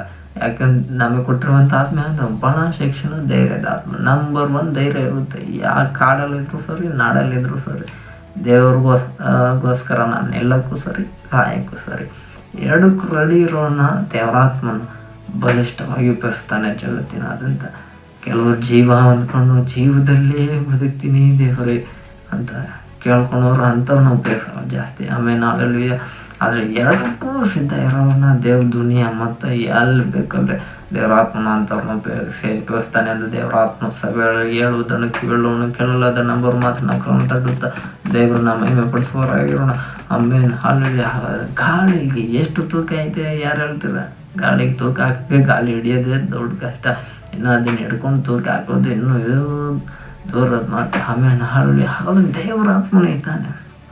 ಆತನಿಗೆ ಒಂದು ಶಕ್ತಿ ಇದೆ, ಒಂದು ತೂಕ ಇದೆ. ದೇವರ ಆತ್ಮನಿಂದ ಓಡುವಂಥ ಶಕ್ತಿನಿಗೆ ಪವಿತ್ರ ಆತ್ಮ ಅಂತ ಕರಿತೇವೆ. ಆಮೇಲೆ ಹಾಲಲ್ಲಿ ಆದರೆ ಈ ದೇವರ ಆತ್ಮನಿಗೆ ಶಕ್ತಿ ಇದೆ, ಬಲ ಇದೆ, ಸಾಮರ್ಥ್ಯ ಇದೆ, ಜ್ಞಾನ ಇದೆ, ವಿವೇಕ ಇದೆ, ಎಲ್ಲವೂ ಕೂಡ ದೇವರ ಆತ್ಮನಿಗೂ ಇದೆ. ಆಮೇಲೆ ಹಾಲಲ್ಲಿ ಹಾಗಾದರೆ ಈ ದೇವರ ಆತ್ಮನ ಒಬ್ಬನಲ್ಲಿ ಬಂದರೆ ಜ್ಞಾನವಂತನಾಗಿ ದೇವರಾತ್ಮನು ಬದಲಾಯಿಸ್ತಾನೆ. ಆಮೇಲೆ ಹಾಲೆಲೂಯಾ. ಯಾಕಂದರೆ ದೇವರಾತ್ಮನಲ್ಲಿ ಏನಿದೆ? ಜ್ಞಾನ ಇದೆ. ಆಮೇಲೆ ಹಾಲೆಲೂಯಾ. ಅವರು ದೇವರಾತ್ಮನ ಬಲಹೀನರನ್ನು ಬಲಪಡಿಸುವ ಆತ್ಮನಾಗಿದ್ದಾನೆ. ಹಾಗಾದರೆ ಬಲಹೀನತೆ ನಮಗಿದ್ರೆ ಆತ ನಮ್ಮಲ್ಲಿ ಬಂದರೆ ನಮಗೆ ಆಟೋಮೆಟಿಕ್ಕಾಗಿ ದೇವರು ನಮಗೆ ಬಲವನ್ನು ಕೊಡುವವನಾಗಿರ್ತಾನೆ. ನಮಗೆ ಧೈರ್ಯ ಇಲ್ಲದೆ ಇರೋರು ನಾವಾಗಿರ್ತೀವಿ. ಆದರೆ ದೇವರಾತ್ಮನು ನಮ್ಮಲ್ಲಿ ಬಂದರೆ ಧೈರ್ಯವಂತರನ್ನಾಗಿ ದೇವರಾತ್ಮನು ನಮ್ಮನ್ನು ಬದಲಾಯಿಸ್ತಾ ಇರ್ತಾನೆ. ಯಾಕೆಂದರೆ ನಾವು ಚಿಕ್ಕ ಚಿಕ್ಕ ವಿಷಯಗಳಲ್ಲಿ, ಕಷ್ಟಗಳಲ್ಲಿ, ಶೋಧನೆಯಲ್ಲೆಲ್ಲ ಬಿದ್ದಾಗ ನಾವು ಕೆಲವು ವಿಷಯದಲ್ಲಿ ಭಯಪಡ್ತೇವೆ, ಕೆಲವು ವಿಷಯದಲ್ಲಿ ಅಯ್ಯೋ ಎಂದ ಯೋಚನೆ ಮಾಡ್ತಾ ತಲೆ ಮೇಲೆ ಕೈ ಹೊತ್ಕೊಂಡು ಕೂತ್ಕೊಂಡ್ಬಿಡ್ತೇವೆ. ಆದರೆ ದೇವರ ಆತ್ಮನು ಉಳ್ಳವನು ಅವನು ದೇವರಲ್ಲಿ ಪ್ರಾರ್ಥನೆ ಮಾಡ್ತಾನೆ, ದೇವರ ವಾಕ್ಯವನ್ನು ಧ್ಯಾನಿಸ್ತಾನೆ. ದೇವರೇ ಆತ್ಮನೇ ನಿನ್ನ ಶಕ್ತಿಯನ್ನು ನನಗೆ ದಯಪಾಲಿಸು. ಈ ಎಲ್ಲ ಹೋರಾಟಗಳಿಂದ, ಇಕ್ಕಟ್ಟುಗಳಿಂದ ನನಗೆ ಒಂದು ಬಿಡುಗಡೆ ಬೇಕು. ಆಮೇಲೆ ಹಾಲೆಲೂಯಾ. ನಾನು ಇದರಲ್ಲಿ ಜಯಿಸಬೇಕು. ಈ ಓಟದಲ್ಲಿ ನನ್ನ ಓಟವನ್ನು ನಾನು ಜಯದಿಂದಲೇ ಮುಗಿಸಬೇಕು ಎಂಬುದಾಗಿ ಅವನು ದೃಢವಾಗಿ ದೇವರ ಮೇಲೆ ಆಧಾರಗೊಳ್ಳುವವನಾಗಿರ್ತಾನೆ. ಯಾವಾಗ ನಾವು ದೇವರ ಮೇಲೆ ಆಧಾರಗೊಳ್ತೇವೆ, ದೇವರ ಆತ್ಮನ ಮೇಲೆ ಆಧಾರಗೊಳ್ತೇವೆ, ಆವಾಗ ದೇವರ ಆತ್ಮನು ತನ್ನ ಬಲವನ್ನ ನಮ್ಮಲ್ಲಿ ಕೊಟ್ಟು ನಮ್ಮನ್ನ ಬಲಪಡಿಸಿ ಆತನು ನಮ್ಮಲ್ಲಿ ಇದ್ದು ಕಾರ್ಯವನ್ನು ಸಾಧಿಸ್ತಾ ಇರ್ತಾನೆ. ಆವಾಗಲೇ ದೇವರಾತ್ಮನು ಸಭೆಗೆ ಹೇಳುವಂಥದ್ದು ಪೌಲನ ಮುಖಾಂತರ. ಪೌಲನೇ ಈ ರೀತಿಯಾಗಿ ದೇವರಾತ್ಮ ಪ್ರೇರಿತನ ಮಾತನಾಡ್ತಾನೆ. ನನ್ನಲ್ಲಿ ಕಾರ್ಯ ಸಾಧಿಸುವ ದೇವರಾತ್ಮನ ಮುಖಾಂತರವಾಗಿ ನಾನು ಎಲ್ಲವನ್ನ ಮಾಡಲು ಶಕ್ತನಾಗಿದ್ದೇನೆ. ಈ ದಿನ ಈ ಸಭೆಯಲ್ಲಿ ದೇವರ ಆತ್ಮನ ಚಲನೆ ಅತ್ಯಂತ ಬಲವಾಗಿ ಅತ್ಯಂತ ವೇಗವಾಗಿ ಅದು ಮುಂದೆ ಸಾಗುತ್ತಲೇ ಇರುತ್ತೆ. ಆ ದೇವರ ಆತ್ಮನ ಮಾತಿಗೆ ವಿಧೇಯರಾಗಿ ಯಾರೆಲ್ಲ ನಡೀತೀರೋ ಅಂಥವರ ಸಂಗಡ ದೇವರಾತ್ಮನ ಇದ್ದು ನಿಮ್ಮನ್ನ ಆತನು ತನ್ನ ವೇಗದಲ್ಲಿ ಕರೆದುಕೊಂಡು ಹೋಗ್ತಾನೆ, ತನ್ನ ಬಲದಲ್ಲಿ ಕರೆದುಕೊಂಡು ಹೋಗ್ತಾನೆ, ತನ್ನ ಆಶೀರ್ವಾದವನ್ನು ಆತನು ಕೊಟ್ಟು ನಿಮ್ಮನ್ನ ಇನ್ನು ಮುಂದೆ ಆತನು ಹೆಚ್ಚಾಗಿ ಬಲವಾಗಿ ಬಲಿಷ್ಠವಾಗಿ ಅತ್ಯಂತ ವೇಗವಾಗಿ ಆತನು ನಿಮ್ಮ ಜೀವಿತದಲ್ಲಿ ಆತನು ನಡೆಸುವವನಾಗಿರ್ತಾನೆ. ಆತನು ನಿಮ್ಮ ಸಂಗಡ ಇದ್ದಾನೆ. ನಿಮ್ಮನ್ನು ಪರಿಪಾಲಿಸುವ ಕರ್ತನು ಆತನೇ ಆಗಿರುತ್ತಾನೆ. ಈ ದಿನ ಆತನಿಂದ ನಾವು ಹುಟ್ಟಿದವರಾಗಿದ್ದೇವೆ. ಆತ್ಮನಿಂದ ಹುಟ್ಟಿದವರೆಲ್ಲರೂ ಆತ್ಮನನ್ನು ಅನುಸರಿಸಿ ನಡೆಯೋಣ. ಆಮೇನ್, ಹಲ್ಲೆಲೂಯಾ. ಆದ್ರಿಂದ ನಿಮ್ಮ ದೇಹದ ಆಸೆ ಪಾಸೆ, ಲೋಕದ ಹೊನ್ನು ಮಣ್ಣು ಹೆಣ್ಣು ಗಂಡು ಇವೆ ಯಾವುಗಳ ಹಿಂದೆ ಹೋಗದೆ ದೇವರ ಆತ್ಮನ ಹಿಂದೆ ಹೋಗುವವರಾಗಿರಿ. ದೇವರ ಆತ್ಮನು ನಿಮ್ಮನ್ನ ಸಕಲ ವಿಧದಲ್ಲೂ ನಡೆಸಲು ಶಕ್ತನಾಗಿದ್ದಾನೆ. ಆ ಆತ್ಮನ ಫಲಗಳು, ಆತ್ಮನ ವರಗಳನ್ನು ಹಿಡಿದಿಟ್ಟು ಇನ್ನೂ ಹೆಚ್ಚಾಗಿ ಆತ್ಮನಲ್ಲಿ ನೀವು ನಡೆಯಿರಿ. ಆತ್ಮನಿಕ ಸಂಬಂಧವಾದಂಥ ವಿಷಯಗಳಲ್ಲಿ ಹೆಚ್ಚಿನ ಆದ್ಯತೆಯನ್ನು ಕೊಟ್ಟು ನಡೆಯಿರಿ. ಆತ್ಮಿಕವಾದದ್ದನ್ನು ಯೋಚನೆ ಮಾಡಿ. ಆತ್ಮಿಕವಾದಂಥ ಲೋಕವೇ ಅದು ಪರಲೋಕವಾಗಿದೆ. ಆ ಪರಲೋಕದ ರಾಜ್ಯವನ್ನು ಪ್ರವೇಶ ಮಾಡುವುದೇ ನಮ್ಮ ಅತಿ ದೊಡ್ಡ ಗುರಿಯಾಗಿರಲಿ. ಈ ಆತ್ಮನ ಮುಖಾಂತರವಾಗಿ ನಾವು ಆತನ ರಾಜ್ಯವನ್ನು ಪ್ರವೇಶಿಸುವಂತೆ ದೇವರು ತಾನೇ ನಮ್ಮನ್ನು ಆಶೀರ್ವದಿಸಲಿ. ಆಮೇನ್, ಹಲ್ಲೆಲೂಯಾ. ದೇವರ ಆತ್ಮನೇ ಅದ್ಭುತವಾದ ವಾಕ್ಯದ ಮುಖಾಂತರವಾಗಿ ಸಭೆಯಾದ ನಮ್ಮೆಲ್ಲರೂ ಸಂಗಡ ಮಾತನಾಡಿದ್ದಕ್ಕಾಗಿ ನಾವೆಲ್ಲರೂ ದೇವರಿಗೆ ಸ್ತೋತ್ರವನ್ನು ಸಲ್ಲಿಸುತ್ತಾ ಕಡೆಯದಾಗಿ ನಾವೆಲ್ಲರೂ ಪ್ರಾರ್ಥನೆಯನ್ನ ಮಾಡಿಕೊಳ್ಳುವವರಾಗಿರೋಣ. ಆಮೇನ್. ನಮ್ಮನ್ನ ಸೃಷ್ಟಿಕರ್ತಾನೇ ನಿಮಗೆ ವಂದನೆಯನ್ನ ಸಲ್ಲಿಸ್ತೇವೆ. ದೇವರಾತ್ಮನೇ ಈ ದಿನ ನಿನ್ನ ಆ ಚಲಿಸುವಿಕೆ ಕುರಿತಾಗಿ ನಮ್ಮ ಸಂಗಡ ನೀನು ಮಾತನಾಡಿದಕ್ಕಾಗಿ ಸ್ತೋತ್ರ. ಹೌದು ದೇವರಾತ್ಮನೇ, ನೀನು ನಮ್ಮ ಸಂಗಡ ಚಲಿಸಬೇಕಾಗಿ ಬಿಡುತ್ತೇವೆ. ದೇವರೇ, ಸಭೆಯ ಸಂಗಡ ನೀನು ಚಲಿಸಬೇಕಾಗಿ ಬಿಡುತ್ತೇವೆ. ಸಭೆಯ ಸೇವೆಗಳ ಮೇಲೆ ನೀನು ಚಲಿಸಬೇಕಾಗಿ ನಾವು ಪ್ರಾರ್ಥನೆಯನ್ನು ಮಾಡ್ತಾ ಇದ್ದೇವೆ.